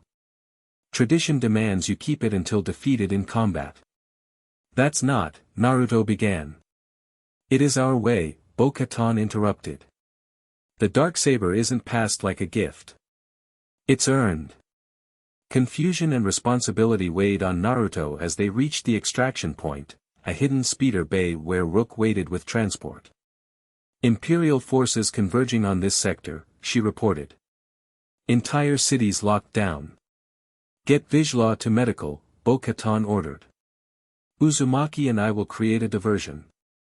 As Rook departed with Vizsla and the others, Bo-Katan turned to Naruto. "Now we see what that blade can really do." They took to Sundari's streets, intentionally drawing attention away from their escaping comrades. Imperial forces responded predictably, converging on their position from multiple directions. "Ready to test your new toy?" Bo-Katan asked, jetpack ready. Naruto activated the Darksaber, feeling its strange energy flow through him again. "Let's give them something to remember." What followed became the stuff of Mandalorian legend, the mysterious orange-armored warrior with the black blade, cutting through Imperial forces alongside Death Watch's fiercest lieutenant. Naruto combined shadow clones with the Darksaber's power, while Bo-Katan provided aerial support with precision shooting. They carved an escape path through Sundari, eventually reaching the dome's maintenance sector where a hidden tunnel led outside the city. As they prepared to enter, Saxon's voice came over a public address system. Citizens of Sundari, remain calm. Terrorist elements have been contained. The individuals responsible for today's violence will be publicly executed as enemies of Mandalore. Propaganda, Bo-Katan spat. But effective. They're painting us as the villains, Naruto realized. Welcome to revolution. She checked her ammunition. It's rarely clean or popular at first. They escaped through the tunnel, emerging on Mandalore's barren surface kilometers from the city. A Death Watch scout ship waited, camouflaged among rock formations. As they flew toward the temporary base in Mandalore's desert regions, Naruto studied the Darksaber. The weapon felt alive somehow, responsive to his thoughts and emotions. When he channeled chakra through it experimentally, the blade changed, becoming longer, more focused. It's adapting to you, Bo-Katan noted, watching from the pilot's seat. I've never seen it do that before. It feels connected, Naruto tried to explain. Like it understands my chakra. The holocron mentioned the blade existing between realms. Perhaps that's why it responds to your abilities. At the base, they found Vizsla recovering in the medical unit, his injury serious but not life-threatening. His eyes immediately went to the Darksaber at Naruto's hip. You fought well with it, he said, voice strained. Saxon's forces retreated before your advance. It's still your family's legacy, Naruto said. I was just borrowing it.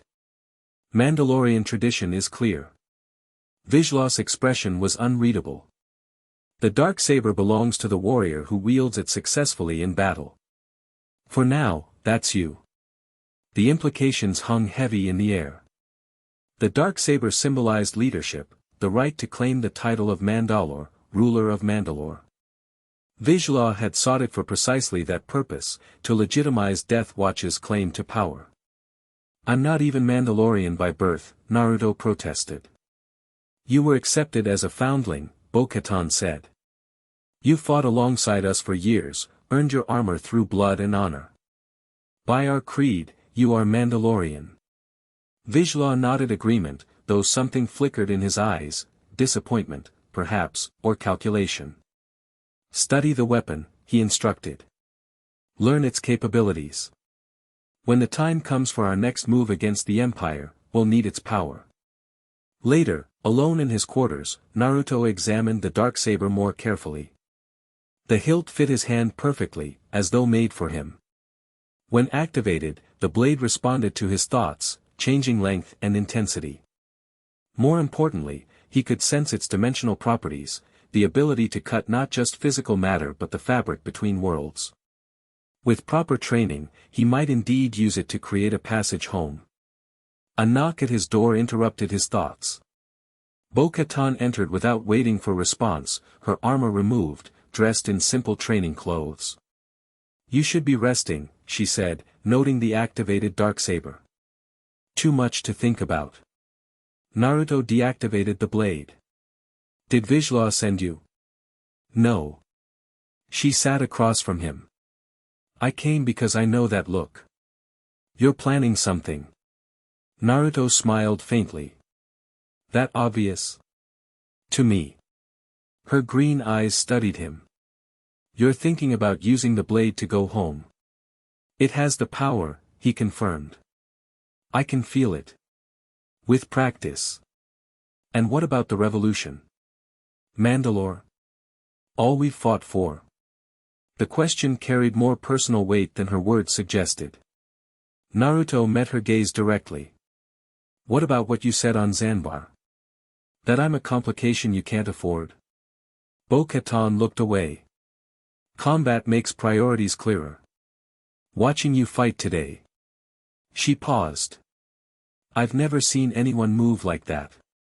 Like you were born to wield that blade. It felt right, Naruto admitted. Like it understood me. Because you understand what it represents. Power with purpose. She leaned forward. Vizsla wanted the Darksaber for what it symbolizes politically.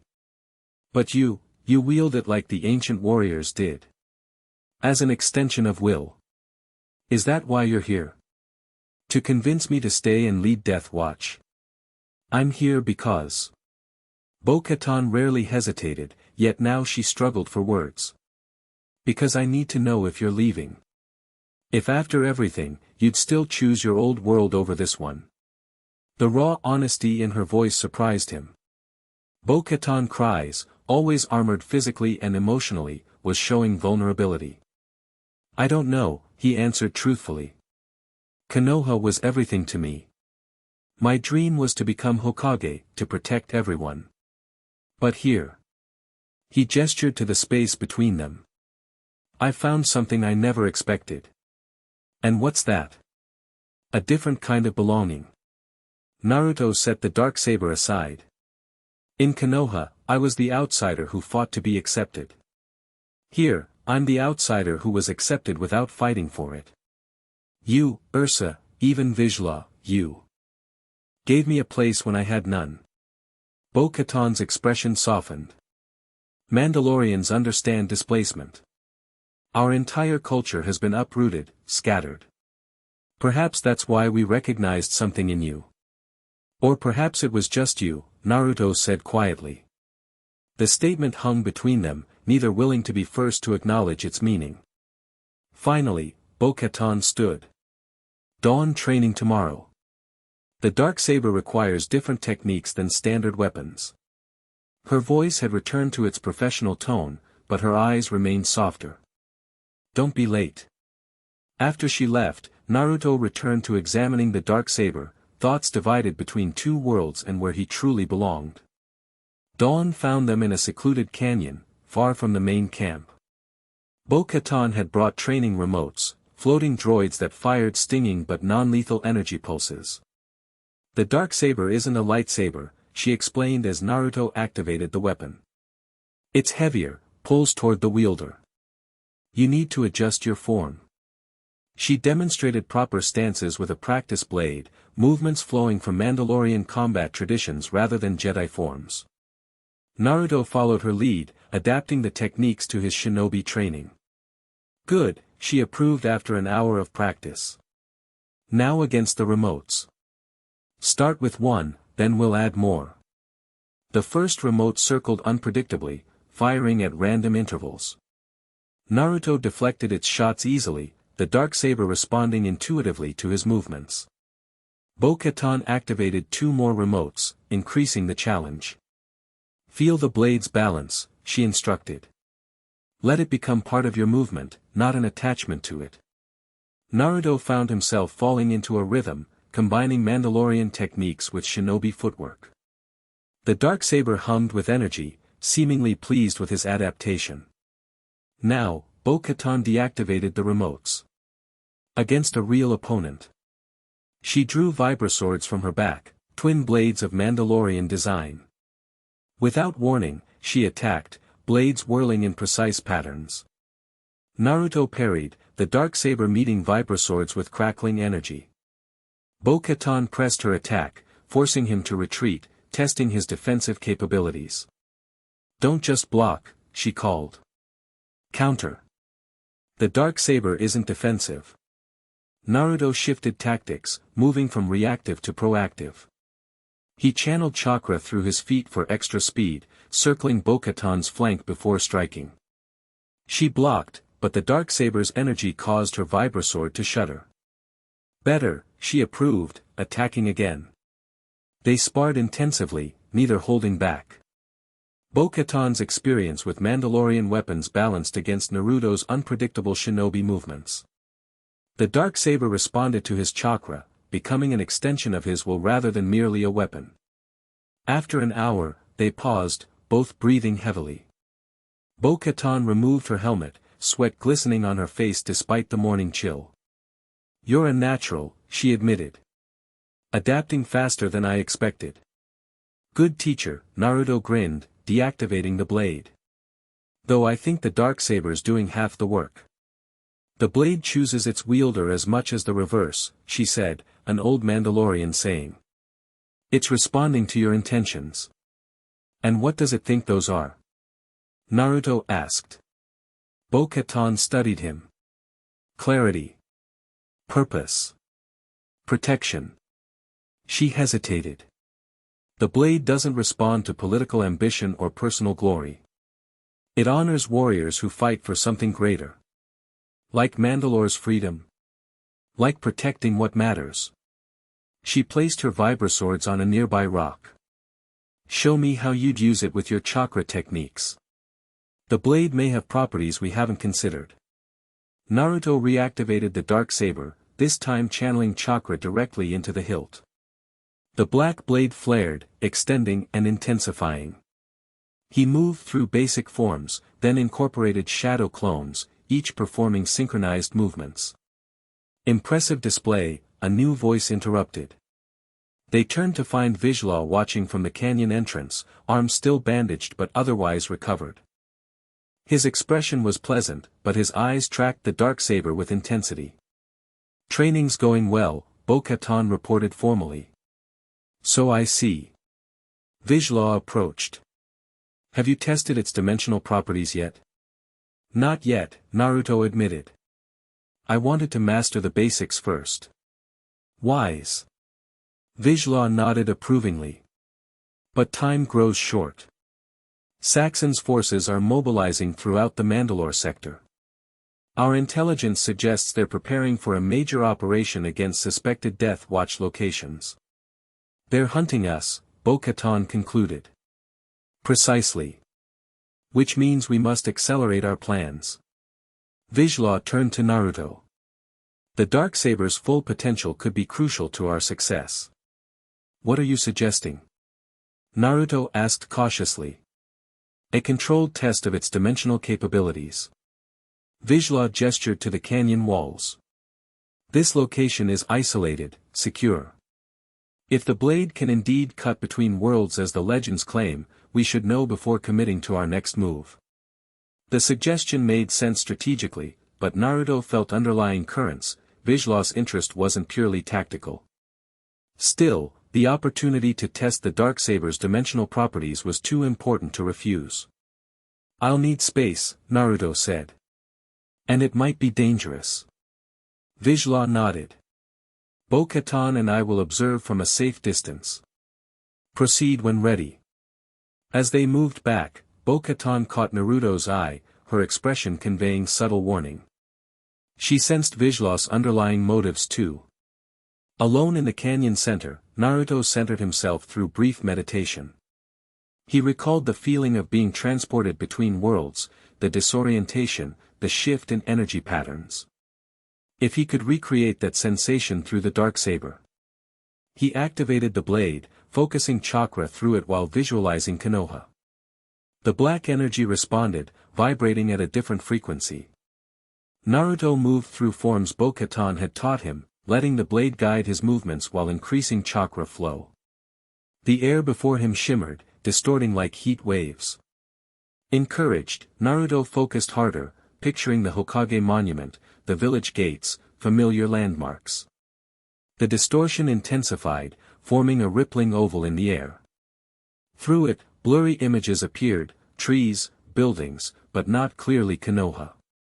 The portal was forming, but incomplete. It's working, Bo-Katan called from her position.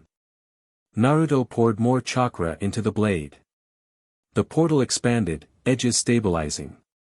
Through it, he glimpsed what appeared to be a forest, but not one he recognized. Was this Konoha's outskirts? Another location entirely? Or something between worlds? The strain of maintaining the portal grew quickly. Sweat beaded on Naruto's forehead as his chakra reserves depleted. The Darksaber vibrated violently in his grip, hungry for more energy. Enough, he decided, reducing chakra flow. The portal wavered, then collapsed with a thunderclap of displaced air. The backlash knocked Naruto backward, the Darksaber deactivating in his hand. Bo-Katan rushed to his side. Are you alright? Yeah, Naruto panted, exhausted but uninjured. It worked, sort of. I saw something, but couldn't control where the portal led. Still, remarkable progress, Vizsla said, joining them. With practice, you could master this ability. It requires massive chakra, Naruto explained. Even with my reserves, I could only hold it briefly. Perhaps combining techniques? Vizsla suggested. Your shadow clones sharing the burden. The idea had merit. Naruto considered it as he caught his breath. Possibly. Or tapping into the Ninetales chakra for greater power. Bo-Katan helped him stand. You need rest before trying again. Chakra depletion can be dangerous. Agreed, Vizsla said. Rest today. Tomorrow, we'll continue. He glanced at the Darksaber. May I examine it? There might be inscriptions or mechanisms we've overlooked. Naruto hesitated momentarily before handing over the weapon. Vizsla studied it with reverent care, turning the hilt in his hands before activating the blade briefly. It responds differently to each wielder, he noted. The blade was shorter, more focused for me. It adapts to fighting style, Bo-Katan explained. Naruto's techniques require range and flexibility. Fascinating. Vizsla returned the weapon.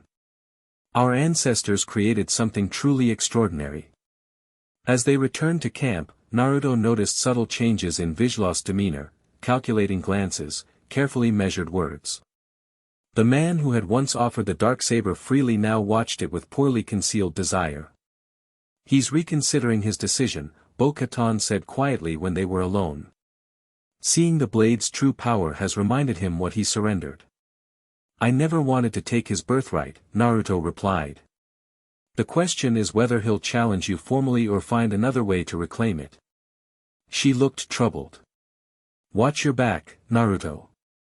Vizsla is honorable in his way, but the Darksaber means everything to him. That night, unable to sleep, Naruto practiced in his quarters, small movements with the deactivated hilt, familiarizing himself with its balance. A soft knock interrupted his training. Bo-Katan entered, dressed for combat despite the late hour.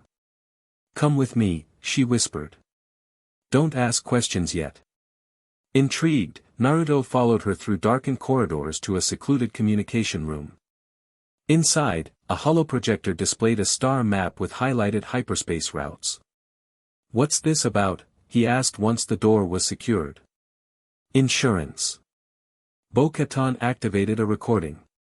Vizsla appeared, speaking with Saxon, the imperial commander they'd fought beneath Sundari's palace.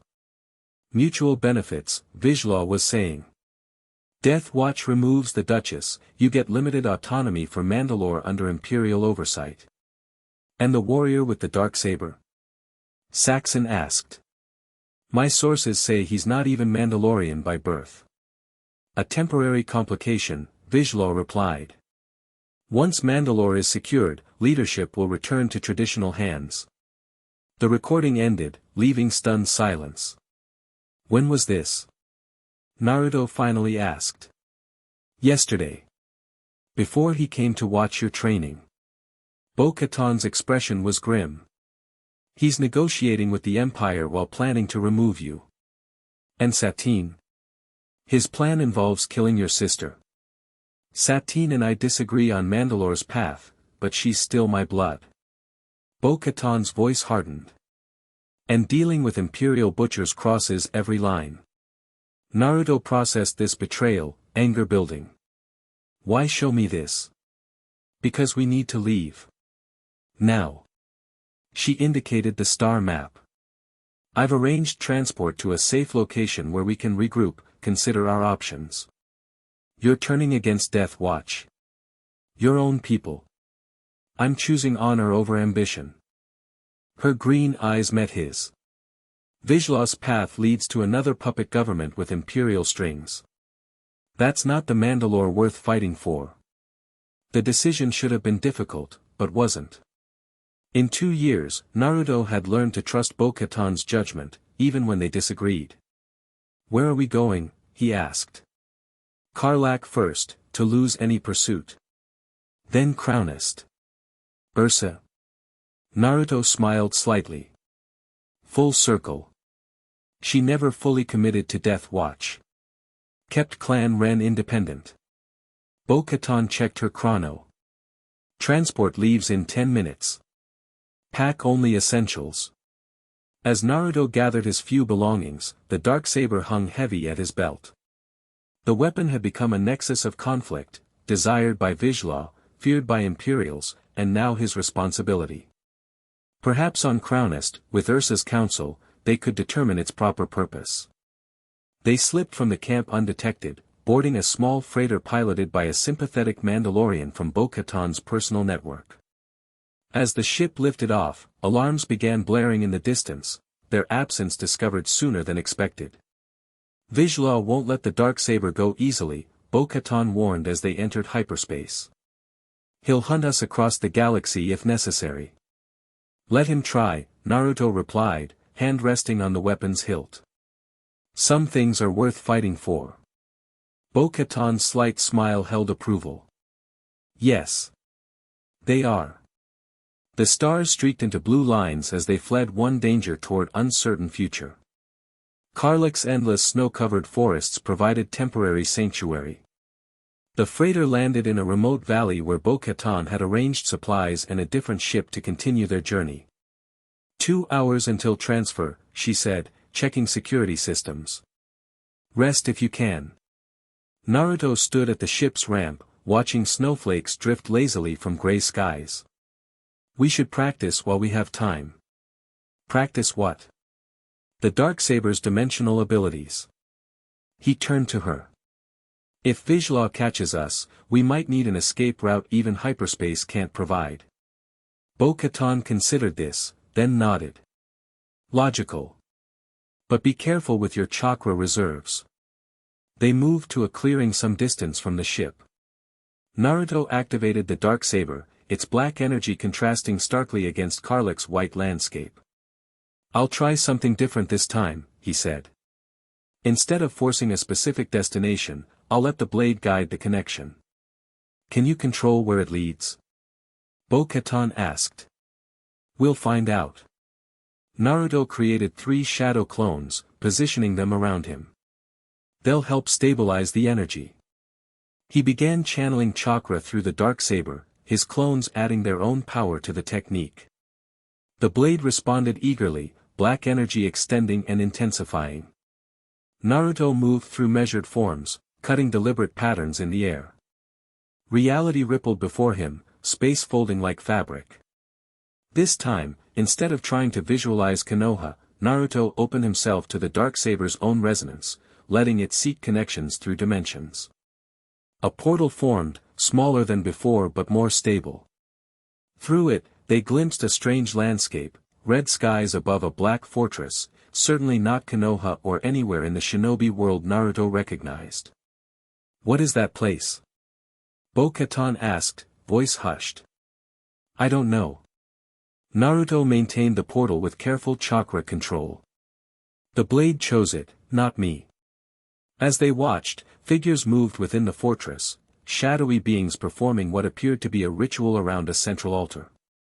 One looked up suddenly, as though sensing observation, yellow eyes gleaming through the dimensional opening.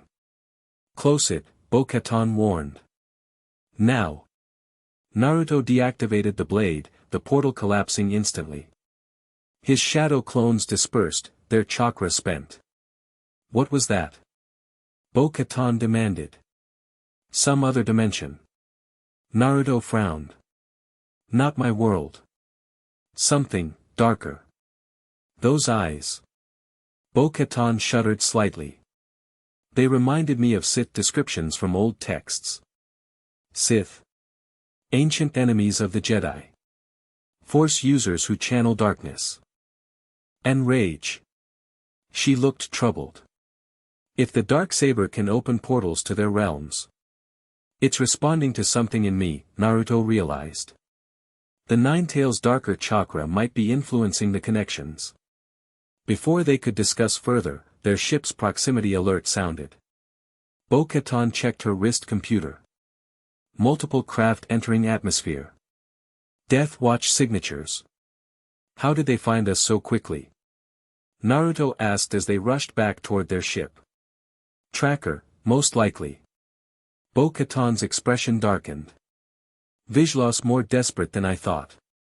They reached the freighter as distant engine sounds grew louder. The pilot already had pre-flight sequences initiated. No time for the planned transfer, Bo-Katan decided. We leave now, change course in orbit. As they prepared for emergency takeoff, Naruto felt a familiar presence, cold, calculating, approaching rapidly. Vizslas here, he warned. I can sense him. Bo-Katan cursed. They must have followed our hyperspace wake. Used our exit vector to predict Karlak. The freighter's engines roared to life just as Death Watch ships appeared over the treeline. Blaster fire erupted around them, scoring hits on the hull as they lifted off. Shields failing, the pilot called. We can't reach orbit under this barrage. Naruto made a split-second decision. Get Bo-Katan to Crownest. I'll handle this. What? No. Bo-Katan protested. They want me and the Darksaber. Naruto moved toward the exit ramp. I'll draw them off, give you time to escape. We stay together, Bo-Katan insisted. This isn't a debate. Naruto met her eyes. Ursa needs to know what's happening. Mandalore needs you alive more than it needs me. Before she could argue further, Naruto hit the ramp release, leaping out as it deployed. He landed in deep snow as the freighter accelerated upward, Death Watch ships dividing, some continuing pursuit while others descended toward him. Naruto activated the Darksaber, its black energy blade humming with anticipation. 3 Mandalorian warriors jetpacked down, surrounding him. Then a fourth figure descended slowly, Vizsla, his armor gleaming, twin blasters aimed at Naruto's chest. Foundling, he called, using Naruto's old designation deliberately. You disappoint me. Funny, Naruto replied, I was thinking the same about you. The Darksaber belongs to Mandalore, to its rightful leader. Vizsla's voice hardened. Not some dimensional vagabond playing at being Mandalorian. Yet it chose me, Naruto countered. Or did you forget our traditions when making deals with Imperials? Vizsla's helmet tilted slightly, surprised that Naruto knew of his betrayal. Politics requires compromise. Something Bo-Katan never understood. She understands honor. Something you've forgotten. Honor won't free our people. Vizsla gestured to his warriors. Last chance. Surrender the Darksaber, and you walk away intact. Naruto's response was to create a dozen shadow clones, each adopting battle stances in the snow. You'll have to take it. Vizsla sighed.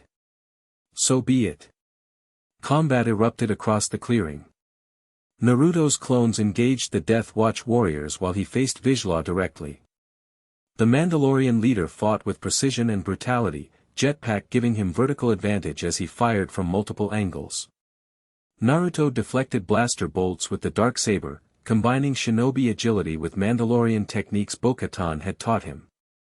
When Vizsla closed to melee range, drawing a vibroblade, Naruto met him strike for strike. You've improved, Vizsla acknowledged, their weapons locking. But you lack conviction. The will to do whatever's necessary. I have plenty of conviction, Naruto countered, pushing him back. Just not for betrayal. Their duel intensified. Vizsla employed every Mandalorian combat technique, generations of warrior training evident in his movements. Naruto matched him with shinobi unpredictability, chakra-enhanced speed, and growing mastery of the Darksaber. Snow melted around them from deflected blaster fire and the Darksaber's energy. Naruto's clones gradually fell to Death Watch warriors, leaving him outnumbered but undaunted. Yield, Vizsla demanded after a particularly fierce exchange left them both breathing heavily. You're surrounded, outgunned. Naruto glanced skyward. Bo-Katan's freighter had disappeared, mission accomplished. He could focus fully on the fight now. I don't need to win, he said. Just needed to buy time. Anger radiated from Vizsla. For what? Bo-Katan can't save Mandalore. She lacks the stomach for necessary action. She has something you lost, Naruto replied. Principle. With renewed fury, Vizsla attacked, abandoning calculated strategy for overwhelming aggression. Naruto recognized the shift, emotion overriding training, and used it to his advantage. He parried, redirected, and waited for the opening. It came when Vizsla overextended, fury making him predictable. Naruto sidestepped, bringing the Darksaber down on Vizsla's jetpack. The black blade sliced through mechanisms, causing a catastrophic failure. Vizsla was propelled uncontrollably upward before crashing heavily into the snow. Naruto approached as the other Death Watch warriors moved to intervene. Stay back. Vizsla ordered them, rising painfully to his knees. This is between us. He looked up at Naruto, removing his damaged helmet. Blood trickled from his mouth, but his eyes remained defiant. Finish it, he said. Tradition demands it. The Darksaber hummed in Naruto's hand, seemingly eager for the killing stroke. This was Mandalorian custom, combat to the death when the Darksaber changed hands. No, Naruto deactivated the blade. I won't kill a defeated opponent. That's not my way, even if it's yours. Vizsla's expression contorted with rage. You mock our traditions while claiming our heritage. I honor what deserves honoring. Naruto stepped back. Death Watch can follow you or not, that's their choice. But the Darksaber stays with me until I find its true purpose. Before Vizsla could respond, the ground shuddered beneath them. Snow displaced as a massive shape emerged, mechanical, angular, imperial. At St, one warrior warned as the walkers' weapons oriented toward them. More imperial forces appeared from the tree-line, stormtroopers in cold-weather gear, led by the unmistakable figure of Gar Saxon. Death Watch terrorists, Saxon's amplified voice announced. By imperial decree, you are all sentenced to summary execution. Vizsla looked from the Imperials to Naruto, realization dawning. You led them here. No, Naruto replied grimly. But you might have. Dealing with Imperials has consequences. The ADST fired, forcing everyone to scatter. Death Watch warriors returned fire, the clearing erupting into chaos. Naruto created fresh shadow clones to engage stormtroopers while assessing escape options. Vizsla, he called to the Mandalorian leader who fought despite his injuries. We need to retreat. I don't take orders from you. Vizsla shouted back, pride overriding tactical sense. Saxon advanced through the battle, targeting Vizsla directly. The Empire sends its regards, ally, he called mockingly before firing. The shot caught Vizsla in his damaged armor section. He staggered backward, falling to one knee as Saxon approached for the killing blow. Naruto moved without thinking, intercepting Saxon's path. The Darksaber met the Imperial commander's vibroblade with a shower of sparks. The legendary weapon, Saxon observed. The Emperor will be pleased when I deliver it, along with your head. Their duel was brief but brutal. Saxon fought with Imperial efficiency combined with Mandalorian training, a dangerous hybrid. Naruto countered with everything he'd learned, the Darksaber responding instinctively to his movements. A shadow clone flanked Saxon, creating the momentary distraction Naruto needed. The Darksaber sliced through Saxon's blaster, continuing into his armor. The Imperial commander retreated, clutching his wounded side. Fall back, he ordered his troops. Bombardment protocol. The Imperials withdrew as Naruto returned to Vizsla, who sat propped against a fallen tree, blood staining the snow beneath him. Why? Vizsla asked weakly. Why save me? Because that's who I am, Naruto replied simply. Can you move? They're bringing in air support. Leave me. Vizsla coughed, more blood appearing. Save yourself and the Darksaber. The remaining Death Watch warriors gathered around their leader, loyalty overriding their earlier hostility toward Naruto. We need to move him, one said. Our ships can reach the rendezvous point. Distant engine roars suggested Imperial bombers approaching. Time was running out. Go, Naruto decided. Get Vizsla to safety. And you? Asked the warrior. Naruto activated the Darksaber. I'll find my own way. As Death Watch evacuated their wounded leader, Naruto moved to the clearing center. Imperial bombers appeared on the horizon, weapon systems locking onto the area. Centering himself, Naruto channeled chakra through the Darksaber. This time, he focused clearly on his destination, Crownest, Ursa Ren's stronghold. The blade responded eagerly, cutting through reality with practiced ease. A portal formed, larger and more stable than previous attempts. Through it, Naruto glimpsed snow-covered mountains, familiar from his foundling days. He stepped through just as the first bombs fell, the portal closing behind him with a thunderclap of displacing air. Naruto found himself on a ridge overlooking the Ren stronghold. Guards immediately spotted him, weapons raised until recognition dawned. Uzumaki, one called uncertainly. It's me, Naruto confirmed, deactivating the Darksaber. Is Bo-Katan here? Arrived an hour ago. Lady Ren is expecting you. The guard's casual acceptance of his dimensional arrival suggested Bo-Katan had explained his abilities.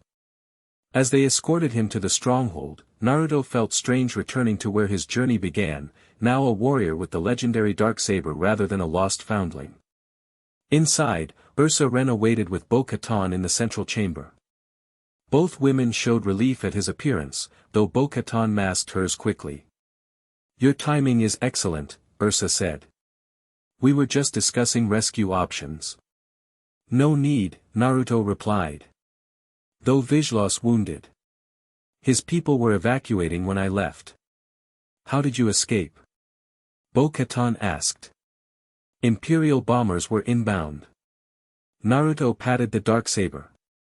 Found its dimensional abilities useful after all. Though not for returning to Konoha. Your control is improving, Bo-Katan noted with approval. Speaking of control, Ursa interjected. The situation has grown more complex. Vizsla's dealings with the Empire have fractured Death Watch. Loyalists remain with him, but others seek new leadership. Let me guess, Naruto sighed. Some think I should lead because I have the Darksaber. While others reject you for the same reason, Bo-Katan confirmed. An outsider wielding Mandalore's symbol of leadership. Ursa studied him thoughtfully. You've changed since the foundling I rescued on Zun. Grown into your armor, as we say. Still figuring out where I belong, Naruto admitted. Perhaps that's why the Darksaber chose you, Ursa suggested. You understand existing between worlds, honoring traditions while forging new paths. Before Naruto could respond, alarms sounded throughout the stronghold. A guard rushed in. Ships approaching. Death Watch signatures. Vizsla? Bo-Katan asked. No, the guard reported. Different markings. Red and black. Ursa's expression darkened. Maul. Who? Naruto asked. Former Sith, Bo-Katan explained quickly. Dangerous Force user who's been recruiting dissatisfied Mandalorians. And now he's coming for the Darksaber, Ursa concluded. Its power would cement his authority among our people. Naruto's hand went to the weapon. Let him try. Bo-Katan gripped his arm. You don't understand. Maul isn't like Vizsla or Saxon. He wields powers similar to your chakra but twisted, corrupted. Then we fight together, Naruto decided, looking between the two women who had shaped his path in this galaxy. Ursa nodded, donning her helmet. Ren clan stands with you, Uzumaki. As we did when you were merely a foundling. Bo-Katan's expression conveyed complex emotions before her own helmet concealed them. I have your back. Always. As they moved to defensive positions, Naruto activated the Darksaber. Whatever this Maul was, whatever powers he possessed, Naruto would face him with everything he'd learned, as shinobi and Mandalorian, protector of two worlds. The horizon filled with approaching ships as Mandalore's future hung in the balance. Chapter 3, Way of Honor. The first shots hit the outer defenses of Clan Ren's stronghold, exploding in bright flashes against shield generators. Naruto stood on the command deck with Ursa and Bo-Katan, watching black and red ships descend through Crownest's snowy skies. 12 vessels, Ursa noted, checking sensor readings. Primarily troop transports with fighter escorts. Maul doesn't waste time, Bo-Katan said, her voice tight. He wants the Darksaber badly enough to attack a major clan directly. Naruto adjusted his armor, the Darksaber secure at his hip. What exactly are we dealing with? You said he's a Force user. Former Sith apprentice, Bo-Katan explained. Trained in dark Force techniques, skilled with a lightsaber, and ruthless beyond measure. She turned to face him directly. He's not like any opponent you've faced here. Reminds me of home, Naruto grinned. The worst enemies always have special abilities. This isn't a joke, Bo-Katan snapped. Maul has been systematically recruiting Mandalorians dissatisfied with both the Empire and Death Watch. His followers are fanatically loyal.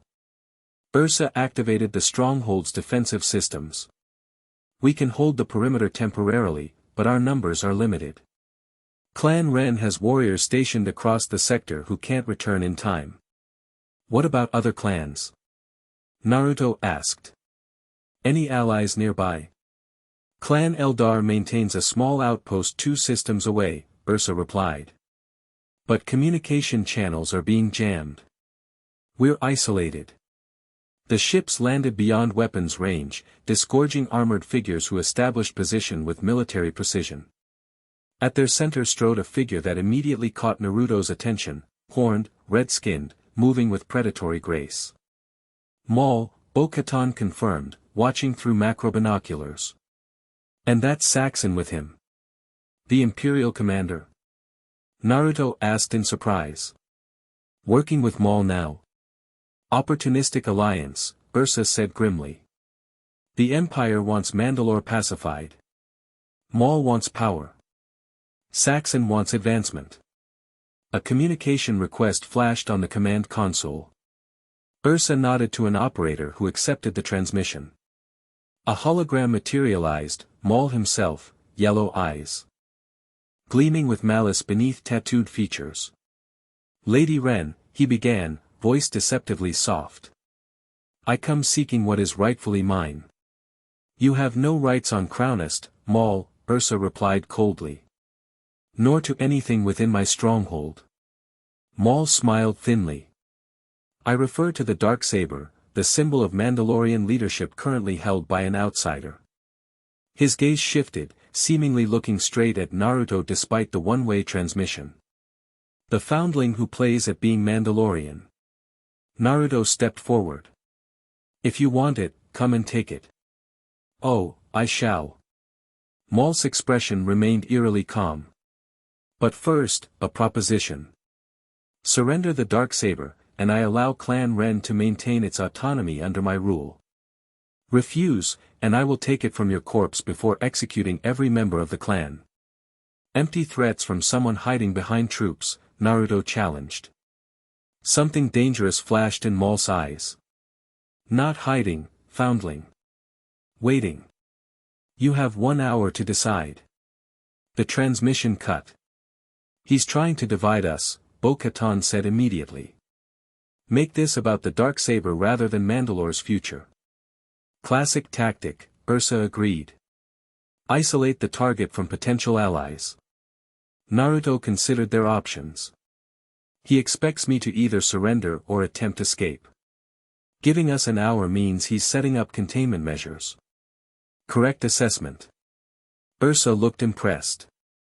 You've learned strategy as well as combat. Had good teachers. Naruto turned to Bo-Katan.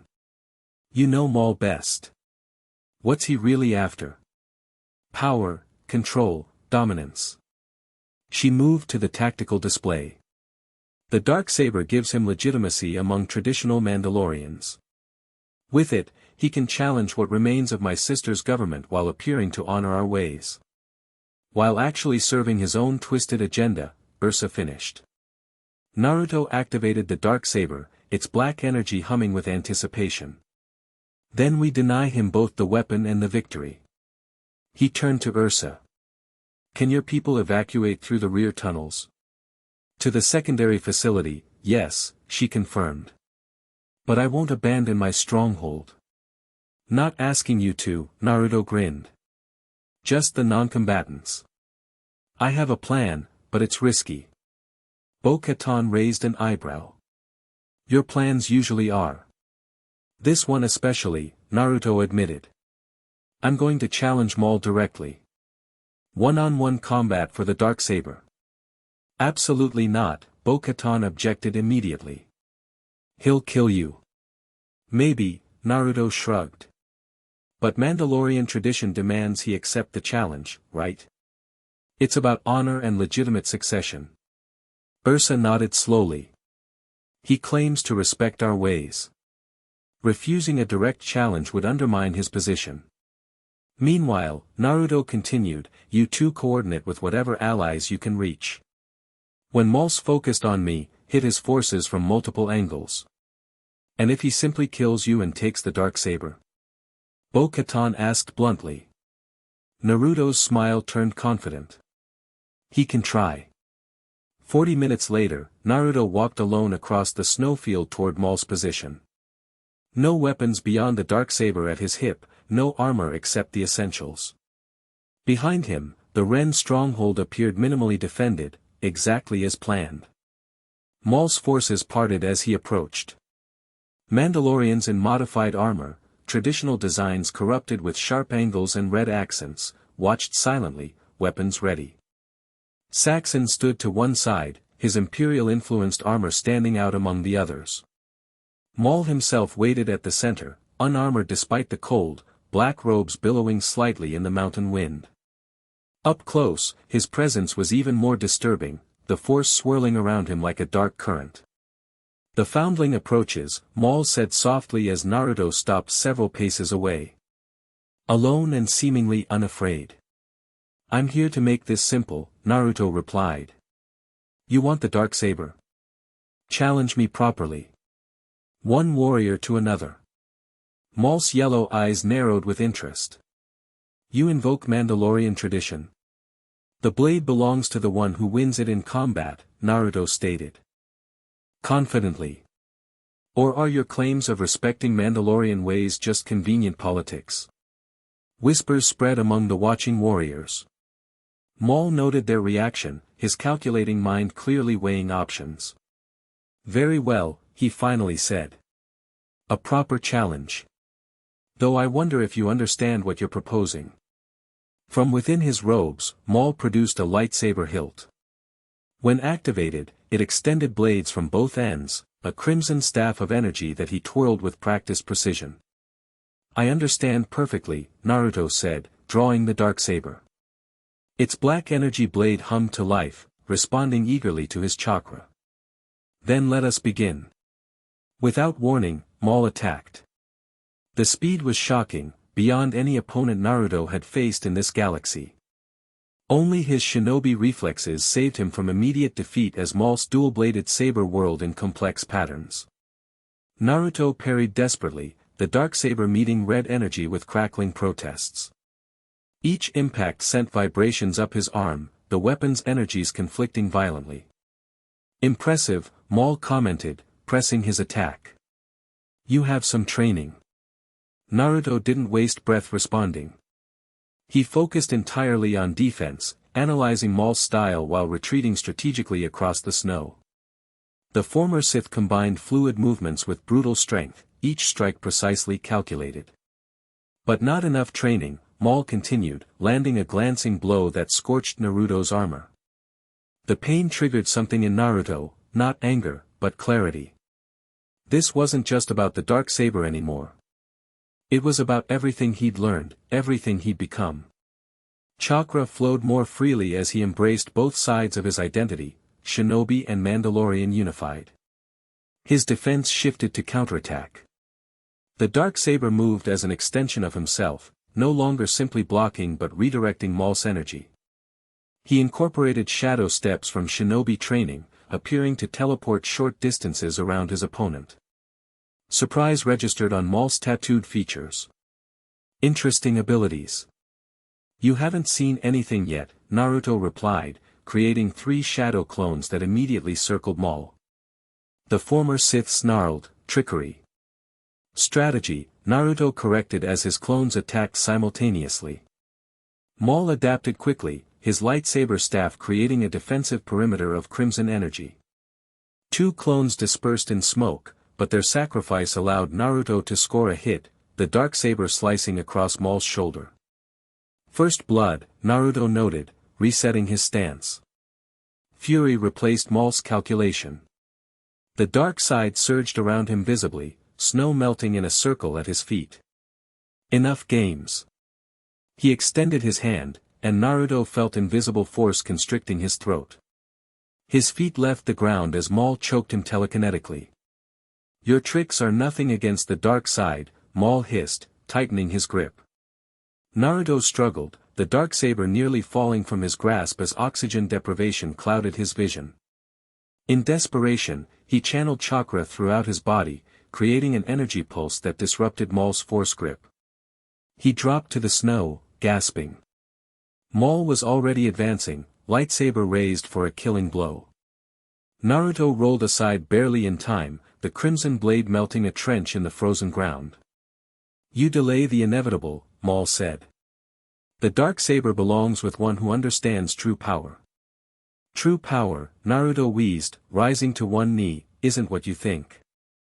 He formed hand signs rapidly, focusing chakra. Rasengan. The spiraling blue energy formed in his palm. Maul hesitated momentarily, confused by the unfamiliar technique.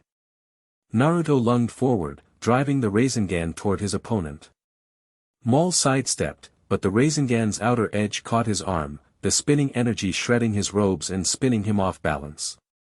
Naruto pressed the advantage, following with a Darksaber strike that Maul barely blocked. Their duel intensified, moving beyond conventional combat. Maul employed force techniques, pushing, pulling, hurling debris, while Naruto countered with increasingly complex jutsu. The watching Mandalorians backed away as energy discharges melted snow and shattered ice formations. What are you? Maul demanded after Naruto's shadow clone successfully landed another hit. Someone who doesn't belong completely in either world, Naruto answered honestly. Just like you. The comment struck deeper than any physical blow. Maul's eyes widened momentarily, recognition flashing across his features. You understand, he said softly, circling. The pain of existing between identities. Never fully accepted anywhere. The difference, Naruto replied, is what we do with that pain. Their weapons clashed again, energy fields creating lightning-like discharges with each impact. Both combatants bled from minor wounds, both breathed heavily from exertion. Neither gained decisive advantage. We're alike, Foundling, Maul pressed, voice silky with persuasion. Join me instead. With your abilities and my knowledge, we could reshape the galaxy. Tempting, Naruto replied sarcastically. But I already have plans. Plans? Maul scoffed. You're a displaced warrior with borrowed authority. What future do you imagine for yourself? The question hit uncomfortably close to Naruto's lingering doubts. What was his future? Return to Konoha if possible. Remain in this galaxy as a perpetual outsider. Lead Mandalorians who would never fully accept him. Maul sensed the uncertainty. I can help you find your true place. Your home dimension. The Darksaber's properties are but one key, I know others. For a heartbeat, Naruto hesitated. The possibility of guaranteed passage home, after years of searching, was powerfully tempting. Maul smiled, sensing advantage. Yes. You see it now. Together, his words cut off as an explosion rocked the battlefield.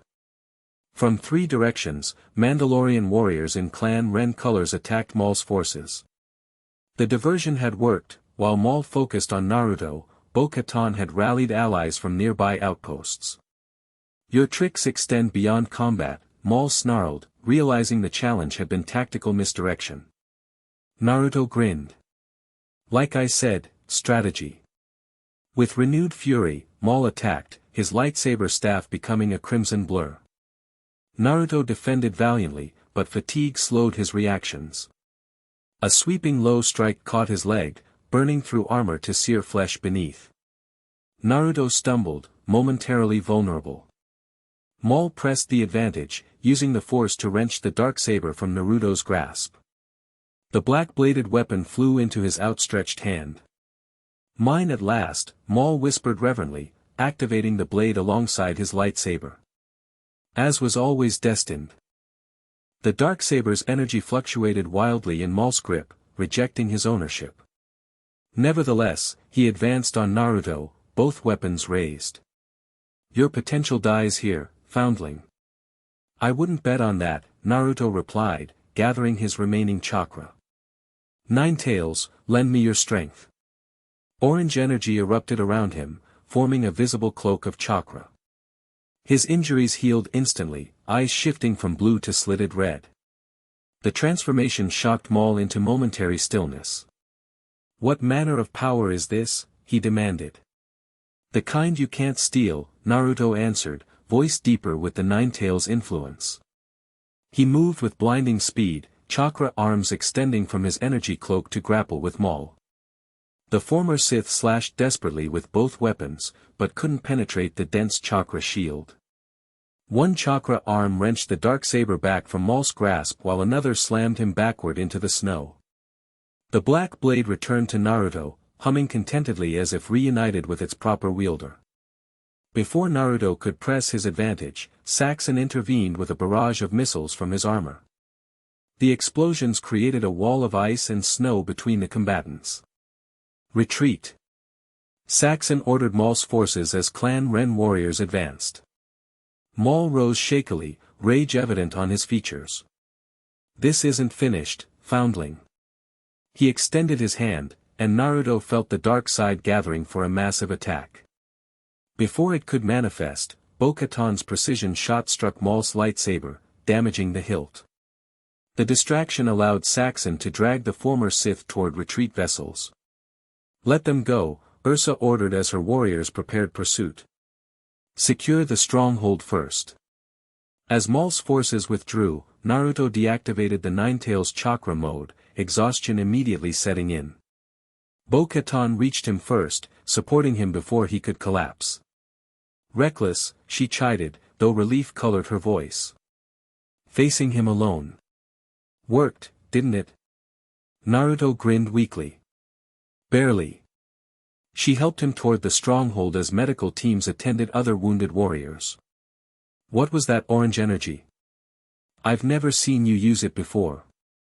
"Last resort," Naruto explained. "The Ninetales chakra is powerful but difficult to control. I try not to rely on it." Bo-Katan studied him with newfound respect. "You continue to surprise, Uzumaki." Inside the medical bay, as healers treated his leg wound, Ursa joined them with tactical updates. "Maul's forces have regrouped beyond the mountain range," she reported. "They've been joined by additional ships, Imperial signatures." "Saxon's reinforcements," Bo-Katan concluded. "They'll attack again with greater numbers." "How long?" Naruto asked, wincing as Bacta spray sealed his injury. "Hours, not days," Ursa replied. "But we've used the time well. 3 more clans have answered our call, warriors who reject both Imperial control and Maul's corruption."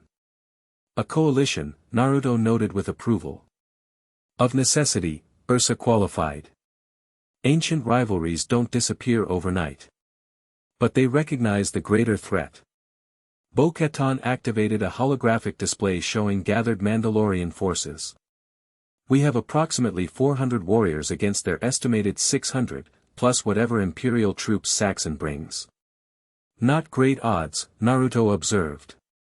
We've faced worse, Bo-Katan replied with a tight smile. Mandalorians specialize in difficult battles. There's another factor, Ursa added. The coalition recognizes your claim to the Darksaber, Naruto. Your duel with Maul was witnessed by representatives from multiple clans. This surprised him. Even though I'm not Mandalorian by birth. You fought with honor, skill, and courage, Bo-Katan said simply. That means more than bloodline to true Mandalorians. The implications settled heavily on Naruto. The Darksaber's legacy carried responsibility beyond personal combat, it represented leadership, vision for Mandalore's future. I never sought to lead, he said quietly. Few worthy leaders do, Ursa replied. Which is precisely why. They're trusted when circumstances demand it. Before Naruto could respond, alarms sounded throughout the stronghold. A communications officer rushed in. Priority transmission from Sundari. The capital is under attack. Maul? Bo-Katan asked sharply. No, my lady. Death Watch. Pre-Vizsla leads the assault personally. Ursa and Bo-Katan exchanged significant looks. Three-way conflict, Ursa noted. Vizsla versus Maul versus the Empire. With Mandalore caught between. And us on the periphery, Bo-Katan added. Naruto stood, testing his healing leg. Not for long. This is our opportunity. For what exactly? Ursa asked. To end this fragmentation. Unite Mandalorians against common enemies. Naruto's expression turned determined. If three factions fight over Mandalore, let's introduce a fourth, one actually fighting for the people. With what army? Bo-Katan challenged. We have warriors, but not enough to engage all three enemy forces. We don't fight them all simultaneously, Naruto explained, strategic thinking crystallizing. We use their conflicts against each other. Let Vizsla and Maul weaken each other while Imperial forces try controlling both. Then we present a united Mandalorian front, not as conquerors, but liberators. Ursa considered this. The people of Sundari might support us over offworlders like Maul or collaborators like Saxon. Especially with legitimate symbols of leadership, Bo-Katan added, glancing at the Darksaber. Naruto shook his head. Not me. You. What? Bo-Katan stared in confusion. The Darksaber should be wielded by someone who understands Mandalore's soul, its people, its traditions. Naruto faced her directly. Someone born to lead them. Bo-Katan looked genuinely shocked. I'm no leader. I'm a soldier. You're a Kryze, Ursa pointed out. Your family has led before. The people would follow you. And you've never compromised your principles, Naruto added. Not with Death Watch, not with the Empire. You've always fought for Mandalore itself, not power over it. Bo-Katan shook her head. The Darksaber can only be earned through combat, not given. Then earn it, Naruto challenged, a glint in his eye. Understanding dawned in Bo-Katan's expression. You can't be serious. Deadly serious. Naruto activated the Darksaber. Formal challenge, right here. Winner takes the blade and leadership. This is absurd, Bo-Katan protested. We're facing multiple enemies and you want to duel me? Quick bout, Naruto insisted. First blood, witnessed by Ursa as clan leader. Completely legitimate transfer of the Darksaber. Ursa watched with growing amusement. He makes a valid point, Bo-Katan. And we need recognized leadership before engaging Sundari. After a moment's hesitation, Bo-Katan drew her vibroblade. Fine. First blood only. They squared off in the medical bay, Ursa and several warriors bearing witness. Bo-Katan attacked with precision, not her full capability, but enough to make the duel appear legitimate. Naruto defended competently before allowing a calculated opening. Bo-Katan's blade slipped through, drawing a thin line of blood across his forearm. First blood, Ursa announced. By tradition, the Darksaber passes to Bo-Katan cries. Naruto deactivated the weapon, offering its hilt with formal respect. Lead well, Bo-Katan. She accepted the Darksaber with mixed emotions evident in her expression. When activated, the black energy blade hummed contentedly in her grasp, maintaining the same form it had held for Naruto rather than changing shape. It accepts you, Ursa noted with approval. Bo-Katan deactivated the blade, securing it at her hip. This changes nothing about our strategy. We still need Naruto's abilities to succeed. Of course, he grinned. I'll be right beside you. Just not in front anymore. The moment carried significance beyond tactical planning, a shift in their relationship, acknowledgement of mutual respect and something deeper neither had fully articulated. Ursa broke the moment by activating the command center communications. Inform the coalition. We move on Sundari at dawn. The capital city of Sundari burned. Vizsla's Death Watch forces controlled the governmental sector while Maul's followers held the industrial zones. Imperial troops under Saxon maintained the spaceports and primary infrastructure. Civilians caught between these factions sheltered wherever possible as street-to-street fighting devastated the once pristine city.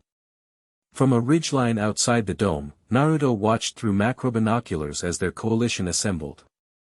400 Mandalorian warriors from 6 clans, united under Bo-Katan's leadership, prepared for coordinated assault. Timing is crucial, Bo-Katan reminded the gathered commanders. Each team must hit their designated targets simultaneously. We can't allow the enemy factions to recognize our strategy and unite against us. She activated a holographic map of Sundari, highlighting key positions. Team Alpha secures the civilian sectors, evacuating non-combatants to safety zones. Team Beta targets Imperial command centers. Team Delta engages Death Watch in the governmental plaza. Team Epsilon disrupts Maul's operations in the industrial sector. And us? Naruto asked, standing with the Special Operations Unit Bo-Katan would personally lead. We target leadership, she replied. Vizsla, Saxon, and Maul. Remove the heads, and their forces will fracture further. The plan was dangerous but sound, multiple simultaneous strikes to overwhelm enemies already engaged with each other. Naruto had contributed shinobi tactics to the strategy, emphasizing speed and deception over direct confrontation where possible. Communications check, Ursa ordered as warriors donned helmets. Synchronize timing.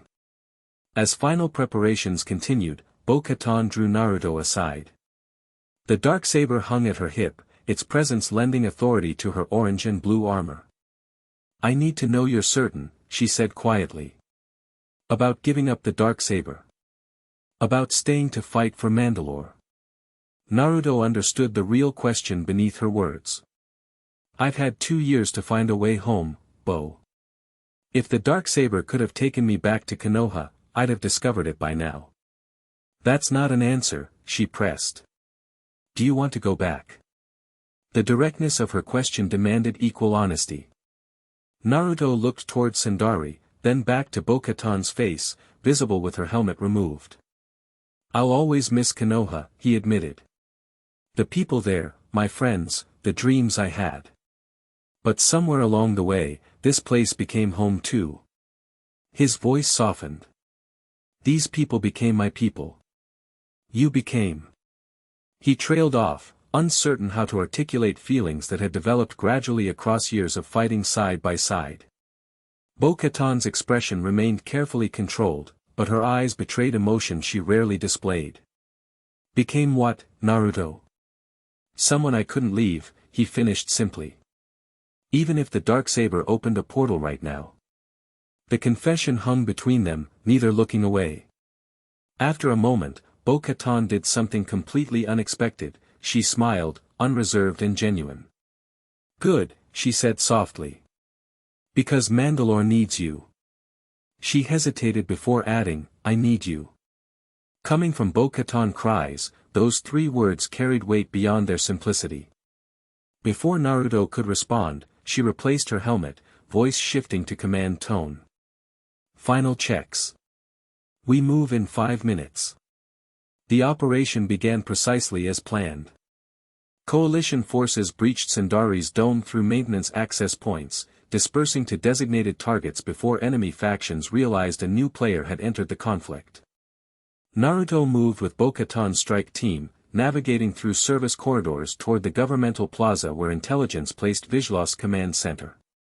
They encountered minimal resistance initially, most Death Watch warriors engaged against Maul's forces on the opposite side. Central Plaza ahead, Bo-Katan whispered as they reached position. Guards at primary entrances. Naruto created shadow clones to scout adjacent approaches. Through their shared vision, he identified vulnerabilities in Death Watch's perimeter. Southeast corridor is minimally defended, he reported. 2 guards, overconfident. Bo-Katan signaled, and the strike team moved silently toward the identified entry point. With practiced efficiency, they neutralized guards before they could raise alarm. Inside, the former royal palace had been transformed into Death Watch headquarters, propaganda displays and weapons caches replacing cultural artifacts. Vizsla will be in the throne room, Bo-Katan predicted. His sense of symbolism demands it. They advanced cautiously, encountering scattered resistance easily overcome through superior tactics. As they approached the throne room, however, Naruto's senses triggered warning. Wait, he whispered, signaling the team to halt. Something's wrong. Bo-Katan trusted his instincts without question. What do you sense? It's too easy, Naruto replied, extending his chakra awareness. Vizsla knows these corridors better than us. He should have contingencies, traps. She considered this. Unless he's not here. Or unless he's expecting us, Naruto countered.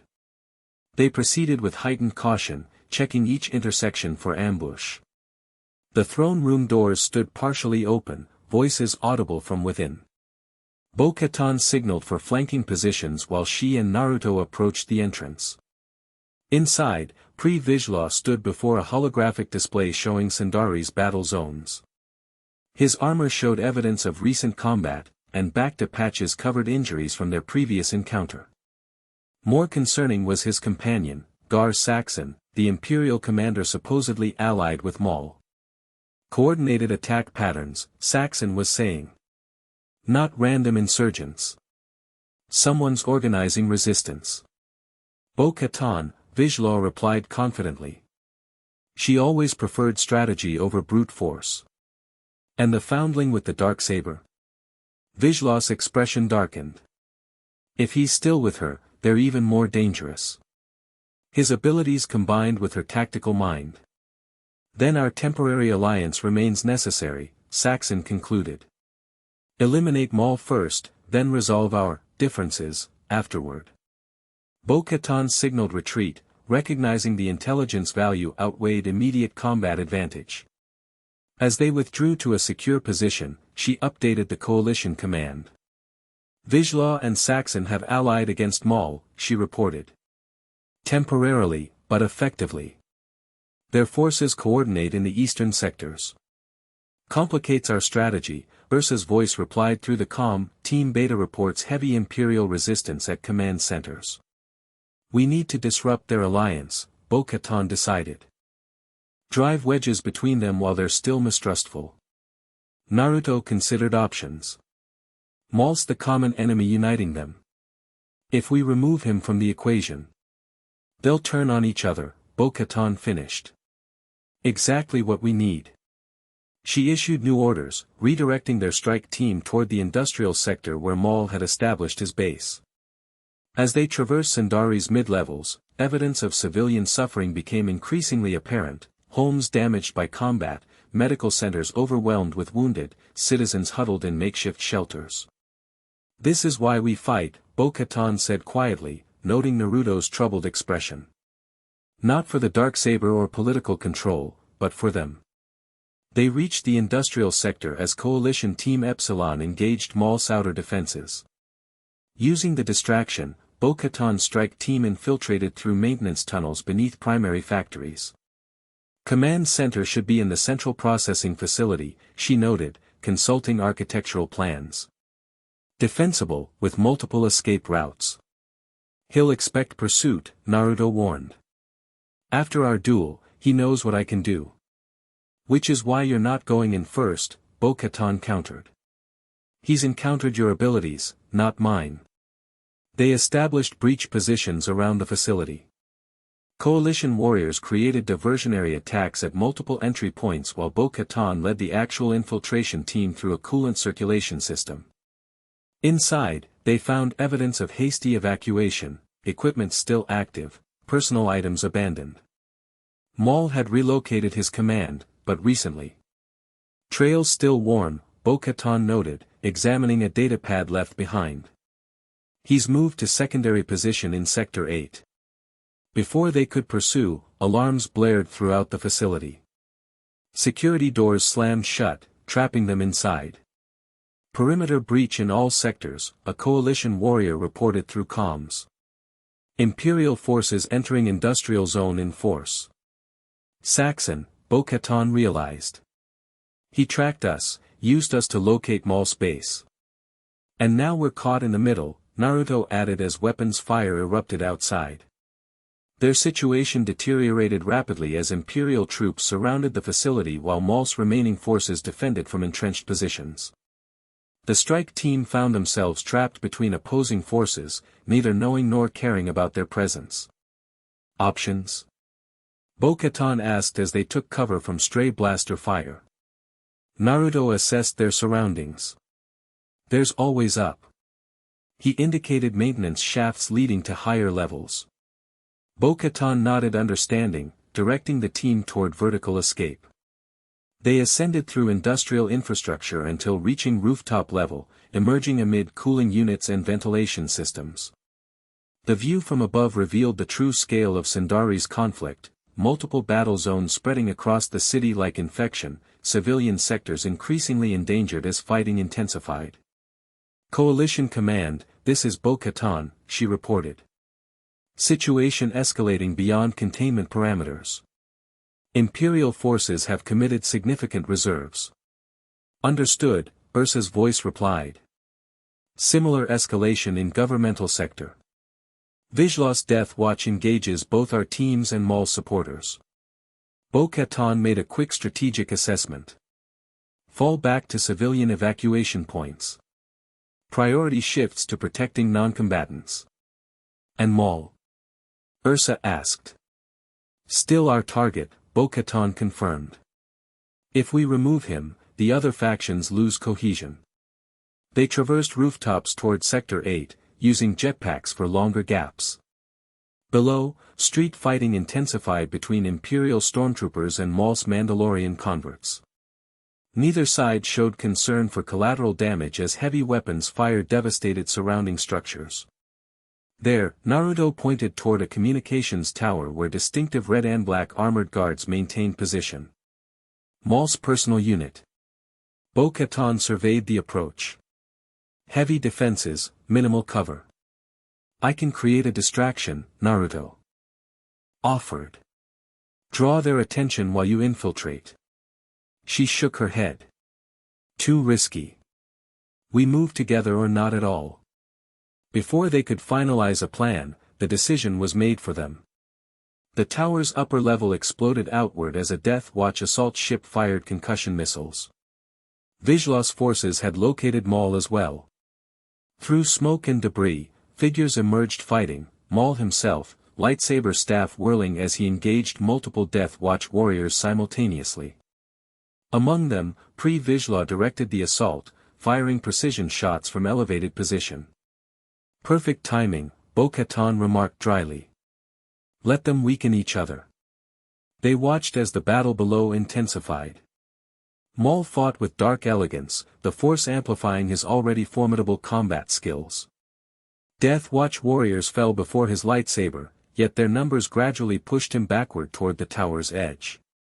Vizsla descended to engage Maul directly, their duel reminiscent of Naruto's earlier encounter with the former Sith. The Death Watch leader had clearly studied Maul's techniques, avoiding the mistakes that would leave him vulnerable to Force abilities. "He's good," Naruto admitted, watching Vizsla match Maul strike for strike. "He was Death Watch's leader for a reason," Bo-Katan replied. Before ambition clouded his judgment. The duel below reached critical moment as Vizsla landed a decisive hit, his vibroblade slicing across Maul's leg in nearly the same location Maul had wounded Naruto. The former Sith staggered backward, momentarily vulnerable. Instead of pressing advantage, Vizsla hesitated, speaking words they couldn't hear from their position. This proved catastrophic error. Maul extended both hands, and Vizsla rose into the air, clutching his throat as the force choked him. Now, Bo-Katan decided, activating her jetpack. While they're focused on each other, the strike team launched from their position, descending toward the battle. Naruto created shadow clones mid-flight, their orange armor appearing suddenly among combatants below. Bo-Katan landed directly between Maul and Vizsla, the Darksaber igniting with distinctive sound. The black blade severed Maul's force connection, dropping Vizsla unceremoniously to the platform.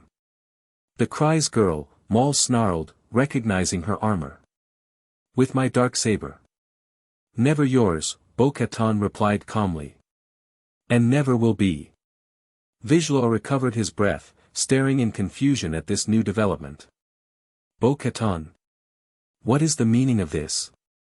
"Saving Mandalore from all of you," she answered without looking away from Maul. "This ends today." Maul laughed darkly. Bold claim from someone outnumbered and surrounded. As if on cue, Imperial troops appeared at the tower's lower levels, Saxon leading them personally. All three factions converged on single position, Death Watch, Maul's followers, and Imperial forces, with Bo-Katan's small team caught at the center. Surrounded, yes, Bo-Katan acknowledged. Outnumbered? Not exactly. She activated her comlink. Ursa. Execute Phoenix Protocol. Across Sundari, the true strategy revealed itself. Coalition forces who had appeared to retreat from individual engagements now emerged in unified formation. Civilians previously huddled in shelters stepped forward, revealing hidden warriors who had infiltrated throughout the preceding hours. Most significantly, the supposedly abandoned coalition positions now activated automated defense systems, Mandalorian technology repurposed by Ursa's engineers to control key infrastructure. "You see," Bo-Katan continued, confidence evident despite their precarious position, "while you three fought over power, we prepared to protect what matters, Mandalore itself." The towers shuddered as precision strikes disabled Imperial support positions. Saxon's reinforcements found themselves suddenly cut off, communication systems jammed by coalition slicers. Impressive tactics, Maul acknowledged, eyes narrowing. But ultimately futile. He raised his lightsaber, preparing to attack, when another voice interrupted. From behind. "Brother. Always fighting other people's battles." All eyes turned to find a new arrival, another Zabrak, larger than Maul, with distinctive yellow-black skin patterns. He wielded dual lightsabers and radiated dark side energy even more intensely than Maul. "Savage," Maul greeted with mixed emotion. "Your timing is characteristically poor." "Saving you again, it seems," the newcomer replied. He surveyed the assembled enemies with contempt. Mandalorians. Always squabbling over trinkets while greater powers move across the galaxy. The situation had become impossibly complex, Death Watch, Imperials, Maul's faction, now this new dark side user, all converging around Bo-Katan's strike team. Naruto moved to her side, preparing for what seemed inevitable battle against overwhelming odds. "Any brilliant plans?" he asked quietly. "Working on it," she replied, the Darksaber held ready. Before combat could erupt, yet another factor entered the equation. Imperial starfighters screamed overhead, bombing indiscriminately across the industrial sector. The towers shuddered from near impact. Saxon's contingency, Vizsla realized aloud. If he can't control the sector, destroy it. Typical Imperial strategy, Bo-Katan confirmed grimly. The platform beneath them cracked from structural damage. All combatants recognized the immediate threat transcended their conflicts. Temporary truce. Naruto suggested pragmatically. Or we all die here. Agreed, Vizsla said immediately. As if your word holds value, Maul sneered, though he lowered his lightsaber slightly. Savage appeared amused by the entire situation. Brother, these Mandalorians will betray you before we reach the ground. Perhaps, Maul conceded. But dying here serves no purpose. With reluctant consensus, the unlikely grouping began descent from the failing structure. Jetpacks and force-enhanced leaps allowed most to reach safer positions as the tower collapsed behind them. On ground level, the temporary alliance immediately strained as 3 Imperial AT-ST walkers converged on their position, heavy weapons ready. This alliance grows increasingly unfavorable, Maul commented to Saxon, who had landed nearby. The Imperial commander smiled coldly beneath his helmet. Circumstances change. The Empire requires examples made of terrorists. Then you should have brought more walkers, Naruto replied, stepping forward. He channeled chakra, entering initial Ninetales mode without full transformation. Orange energy surrounded him as he created a Rasengan larger than any he'd previously attempted. Bo-Katan recognized his intent immediately. Cover him, she ordered as Imperial forces opened fire. What followed was perhaps the strangest momentary alliance in Mandalorian history, Bo-Katan, Vizsla, Maul and Savage providing protective fire while Naruto prepared his ultimate technique. Odama Rasengan, he shouted, launching toward the nearest walker. The massive spiraling chakra sphere connected with mechanical legs, shearing through metal with devastating effect. The walker collapsed, its weight carrying it into a second AT-ST. Both exploded spectacularly as ammunition cooked off. The third walker adjusted aim toward Naruto, who stood momentarily vulnerable after expending so much chakra. Before it could fire, 3 lightsabers, Maul's staff and Savage's dual blades, carved through its weapon systems simultaneously. As Imperial forces regrouped, the temporary alliance faced inevitable dissolution. Vizsla created distance between himself and Maul, while Saxon's remaining troops established defensive position. What happens now? Naruto asked, returning to Bo-Katan's side. 4-way battle to exhaustion. Before she could answer, coalition communication channels erupted with urgent reports. Multiple Imperial Star Destroyers entering system, Ursa's voice warned. Full invasion force. The conflict had escalated beyond factional dispute to planetary assault. Even combined, Mandalorian forces couldn't repel Imperial fleet action. Bo-Katan made an immediate decision. All coalition forces, execute Diaspora Protocol. Evacuate civilians through established routes. Maintain communication blackout after acknowledgement. She turned to Naruto, voice lowered. We need to reach the gathering point. And them? He asked, indicating the other faction leaders watching them suspiciously. Bo-Katan activated the Darksaber, its black energy humming with anticipation. They make their own choices now. Vizsla approached cautiously. Bo-Katan. What is this Diaspora Protocol? Survival, she answered simply. The Empire commits full invasion force. Sundari falls today regardless of our actions. You're abandoning Mandalore? Vizsla asked incredulously. We're preserving our people, she corrected. To fight another day, on better terms. Maul and Savage observed the exchange with calculated interest. Strategic withdrawal, Maul noted with grudging respect. Perhaps you understand warfare better than I credited. This isn't finished, Saxon warned, Imperial reinforcements visible approaching his position. The Empire controls this sector. There's nowhere to hide. Bo-Katan smiled beneath her helmet. We're Mandalorians. We don't hide. She activated her jetpack. We hunt. The strike team launched upward as Imperial forces opened fire. Naruto created shadow clones to provide covering fire while they escaped through Sundari's damaged infrastructure.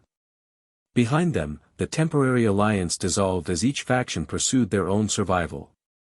They rendezvoused with Ursa at designated coordinates, a civilian transport hub converted to evacuation center. Hundreds of Mandalorians, warriors and civilians alike, prepared for departure through hidden hyperspace routes. Status? Bo-Katan asked as they landed. 70% of identified civilians evacuated, Ursa reported. Coalition forces maintaining defensive perimeter while transports launch. Imperial ground forces concentrated on factional leaders rather than pursuit. Let them fight each other, Bo-Katan approved. Buys us time. Naruto surveyed the operation with admiration. The contingency planning reflected Mandalorian pragmatism, recognizing when tactical withdrawal preserved strength better than last stands. Where will they go? He asked, watching families board transports with minimal possessions. Scattered locations throughout the outer rim, Ursa explained. Clan-safe worlds, hidden outposts. Mandalorians have prepared for diaspora since the first purge generations ago. Bo-Katan removed her helmet, watching evacuation proceedings with complex emotion. My sister believed Mandalore could remain neutral, above galactic conflicts. I thought warriors would restore our glory. She sighed. We were both wrong. Not entirely, Naruto countered. You're saving what matters most, the people, their traditions, their future. She nodded slowly. But without homeworld, without central leadership. They have the Darksaber, he reminded her. And you to wield it.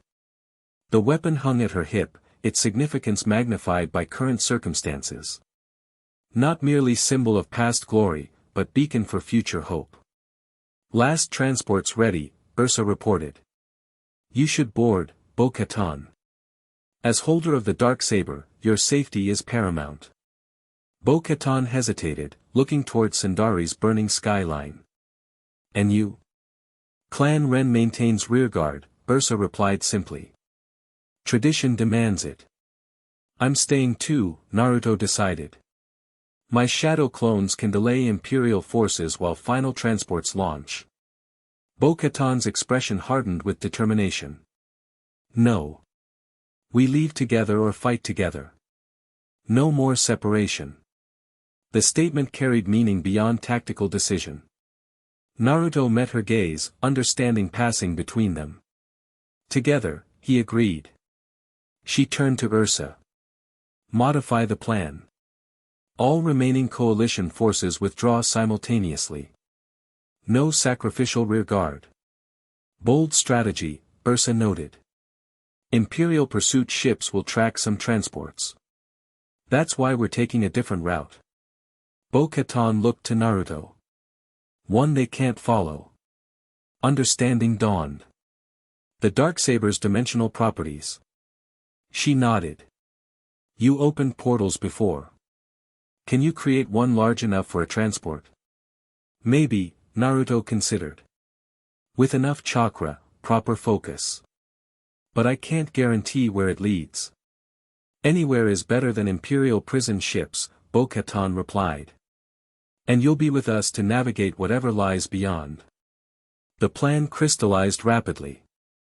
While most evacuation ships scattered along predetermined escape vectors, one transport would attempt dimensional transit, carrying Bo-Katan, core leadership, and warriors most wanted by Imperial forces.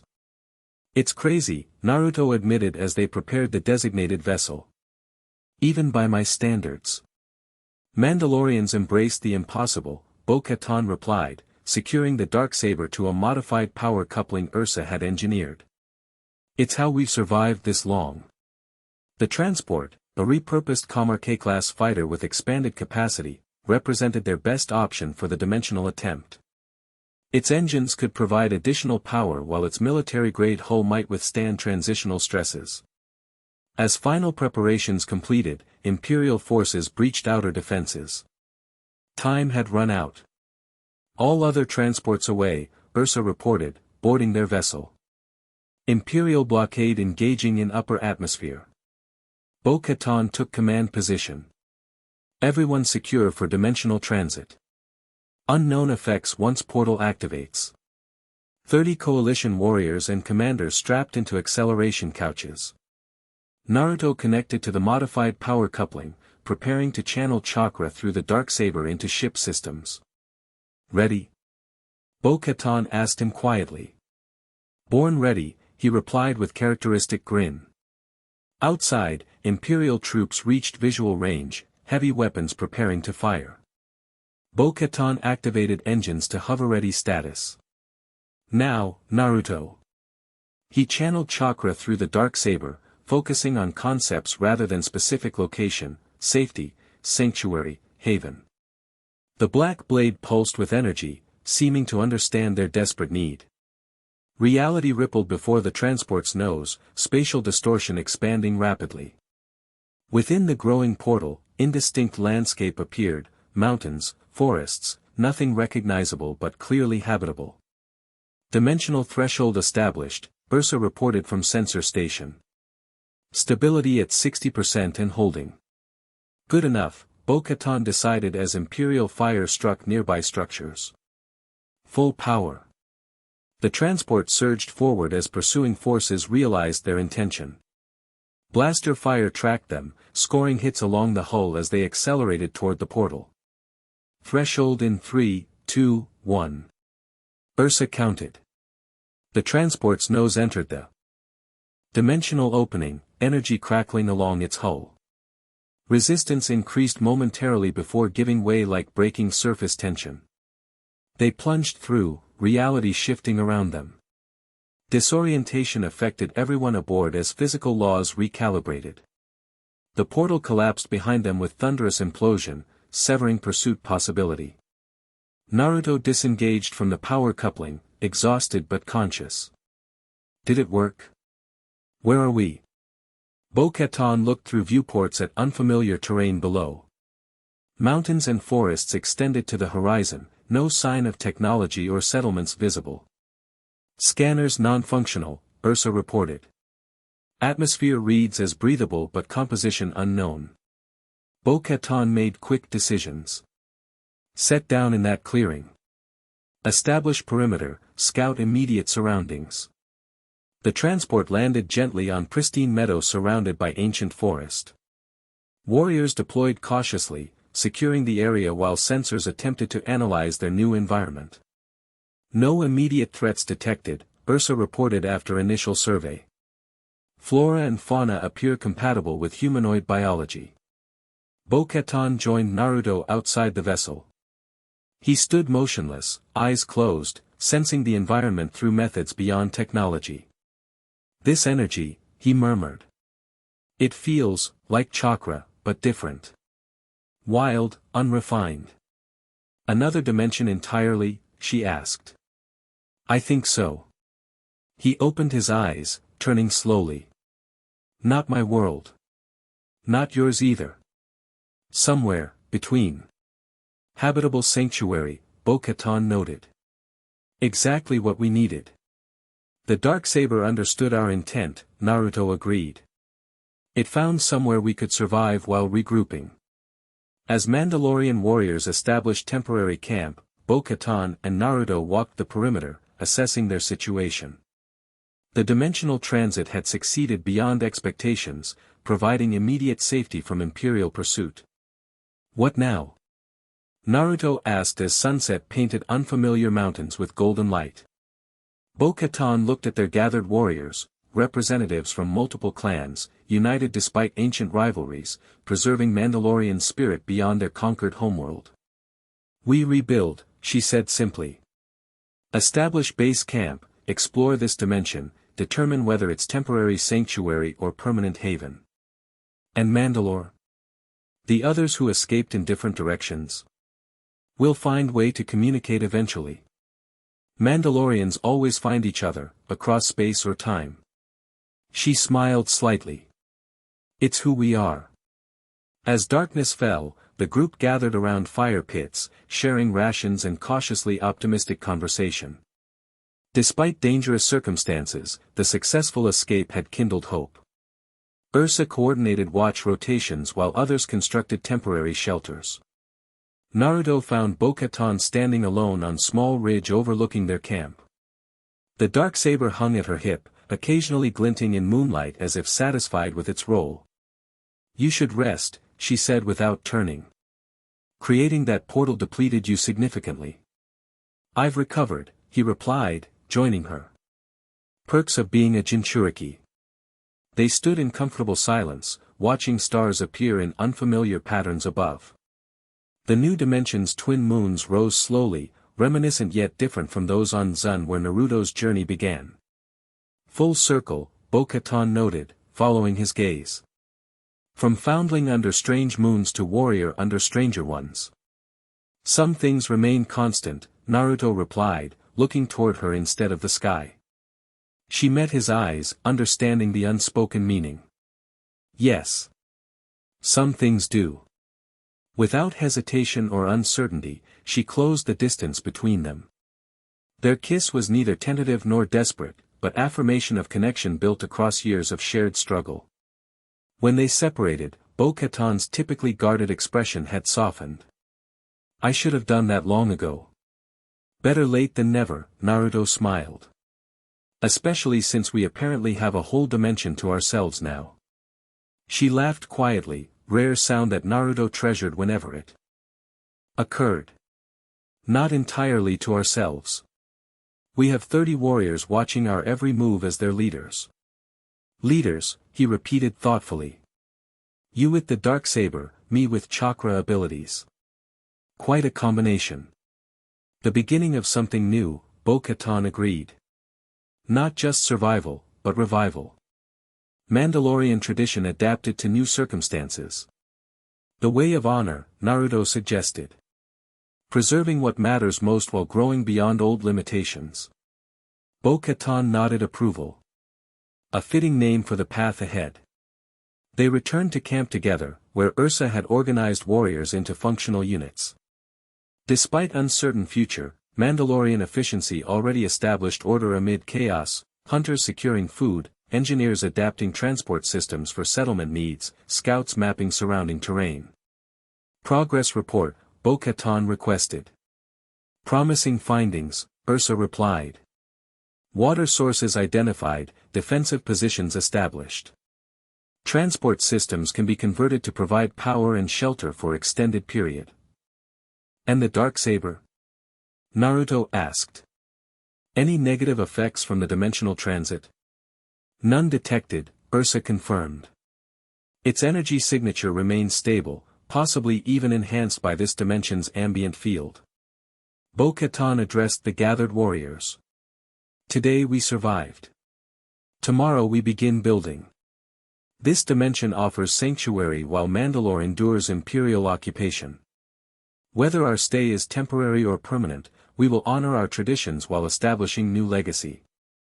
Her words carried natural authority, the Darksaber at her hip lending historical weight to her leadership. The assembled Mandalorians, representing clans often historically opposed, unified in purpose under extraordinary circumstances. Later, as most retired to rest before dawn assignments, Naruto sat meditating near the camp's edge. He reached out with chakra awareness, exploring this dimension's unique energy patterns. The familiar fox presence within stirred curiously. "Strange place, Kit," Kurama commented after long silence. "Different from our world, different from where we've been." "Good different or bad different?" Naruto asked mentally. "Neither. Just different." The Ninetales seemed contemplative. "The barriers between worlds are thinner here. Might explain why the blade brought us." "Meaning we could potentially return to either galaxy?" "Perhaps." Kurama's tails shifted lazily within the mindscape. "The question is whether you want to." Naruto considered this as Bo-Katan approached, having completed final security checks. She sat beside him without disrupting his meditation. "Communicating with your tenant?" she asked when he opened his eyes. "He's curious about this place," Naruto confirmed. "Says dimensional barriers are thinner here. Suggesting potential return options." Eventually, maybe. He studied her expression. Would you want that? Return to your galaxy, continue fighting the Empire? Bo-Katan considered carefully before answering. Mandalore is people, not place. We carry its spirit wherever we go. She gestured toward sleeping warriors. These survivors represent our culture's future. Whether that continues here or eventually returns to our original dimension, time will tell. Wise perspective, Naruto noted with smile. Very leader-like. I'm learning, she admitted. Having good advisors helps. Happy to advise, he replied lightly. Though I charge reasonable fees. She raised an eyebrow. Oh. What payment does the great shinobi require? Instead of answering verbally, Naruto leaned forward, kissing her with greater confidence than their earlier exchange. Bo-Katan responded immediately, armor creaking slightly as they drew closer. When they separated, her typically composed expression had flushed slightly. Acceptable terms, she murmured. Morning arrived with renewed purpose. The camp transformed quickly from emergency shelter to organized settlement as Mandalorian efficiency established operational patterns. Scouts returned with promising reports, abundant resources, no intelligent native species detected, terrain defensible from multiple approaches. Bo-Katan called council meeting with clan representatives to establish governance structure. Unlike traditional Mandalorian hierarchies, this dimensional displacement required adaptive leadership. We propose joint council, she explained, the Darksaber placed visibly at center of their gathering. Each clan maintains internal authority while contributing to collective decisions. With you as Mandalore, Ursa added. The Darksaber's wielder traditionally holds that title. A modified role, Bo-Katan qualified. Guide rather than ruler, especially in these circumstances. Discussion proceeded with surprising cooperation, shared hardship fostering collaboration beyond normal clan politics. When framework received unanimous approval, Bo-Katan turned to final appointment. Naruto Uzumaki stands as advisor to the Mandalorian Council, she announced formally. His unique abilities and perspective have proven invaluable to Mandalore's survival. Naruto had expected resistance to outsider inclusion, but found acceptance instead. He had fought alongside these warriors, bled with them, saved many personally. Whatever his origins, his actions had earned recognition. With governance established, practical matters dominated subsequent weeks. The transport vessel transformed into settlement core, communications hub, medical facility, central gathering place. Surrounding structures expanded organically as Mandalorians applied warrior discipline to pioneering challenges. Bo-Katan and Naruto worked tirelessly alongside others, leading through example rather than dictate. By day, they hunted, built, planned, trained. By night, they grew closer, their relationship evolving naturally without need for formal declaration. 3 months after arrival, their settlement, named New Keldabe after Mandalore's traditional capital, had established sustainable patterns. Exploration teams mapped extensive territories while engineers adapted technology to local resources. Warriors trained daily, maintaining combat readiness despite peaceful surroundings. On rare evening free from leadership responsibilities, Bo-Katan and Naruto climbed nearby mountain overlooking their growing community. Campfires dotted the settlement below as twin moons illuminated landscape beyond. We've done well, Naruto observed, sitting beside her on flat rock outcropping. Better than expected. Mandalorians adapt, she replied, though pride evident in her voice.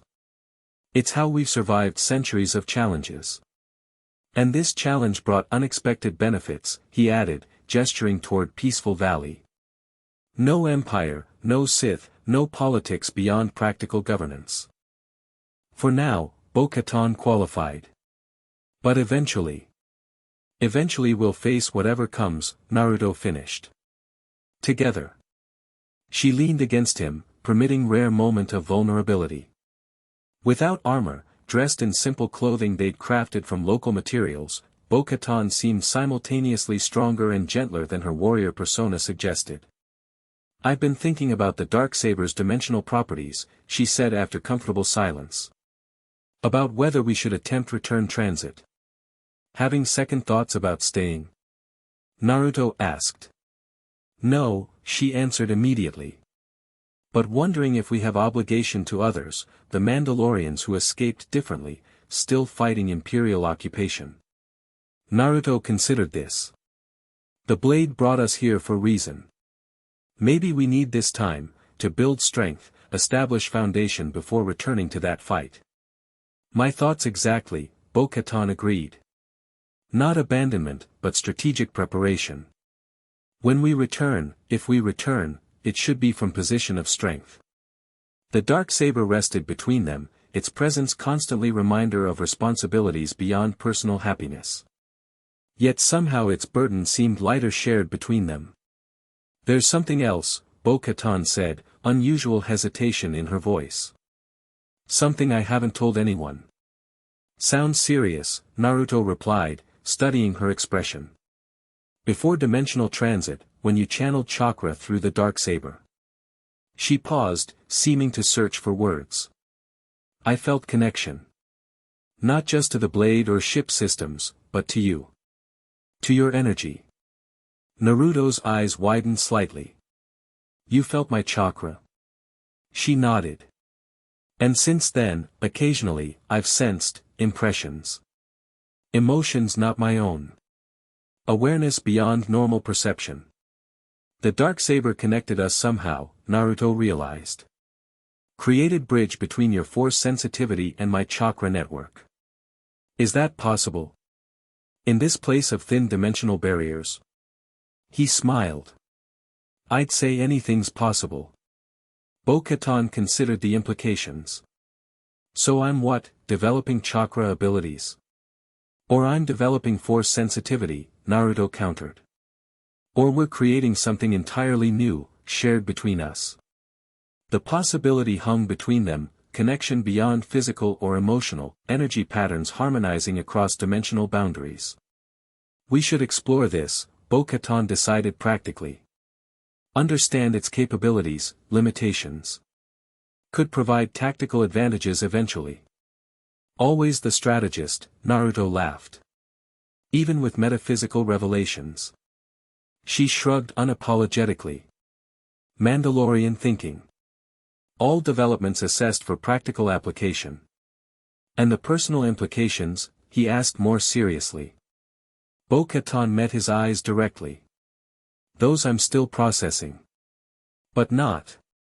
She hesitated before continuing softly, "not unwelcome."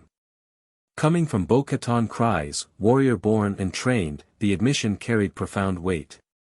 Naruto understood the trust implicit in her vulnerability.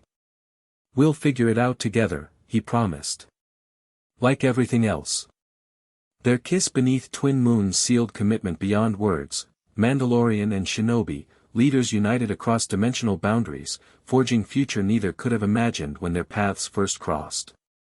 Below in New Keldabe, Mandalorians continued building their settlement, preserving traditions while embracing necessary adaptations. The Darksaber rested between its chosen wielders, its purpose evolving beyond historical symbolism to bridge between worlds.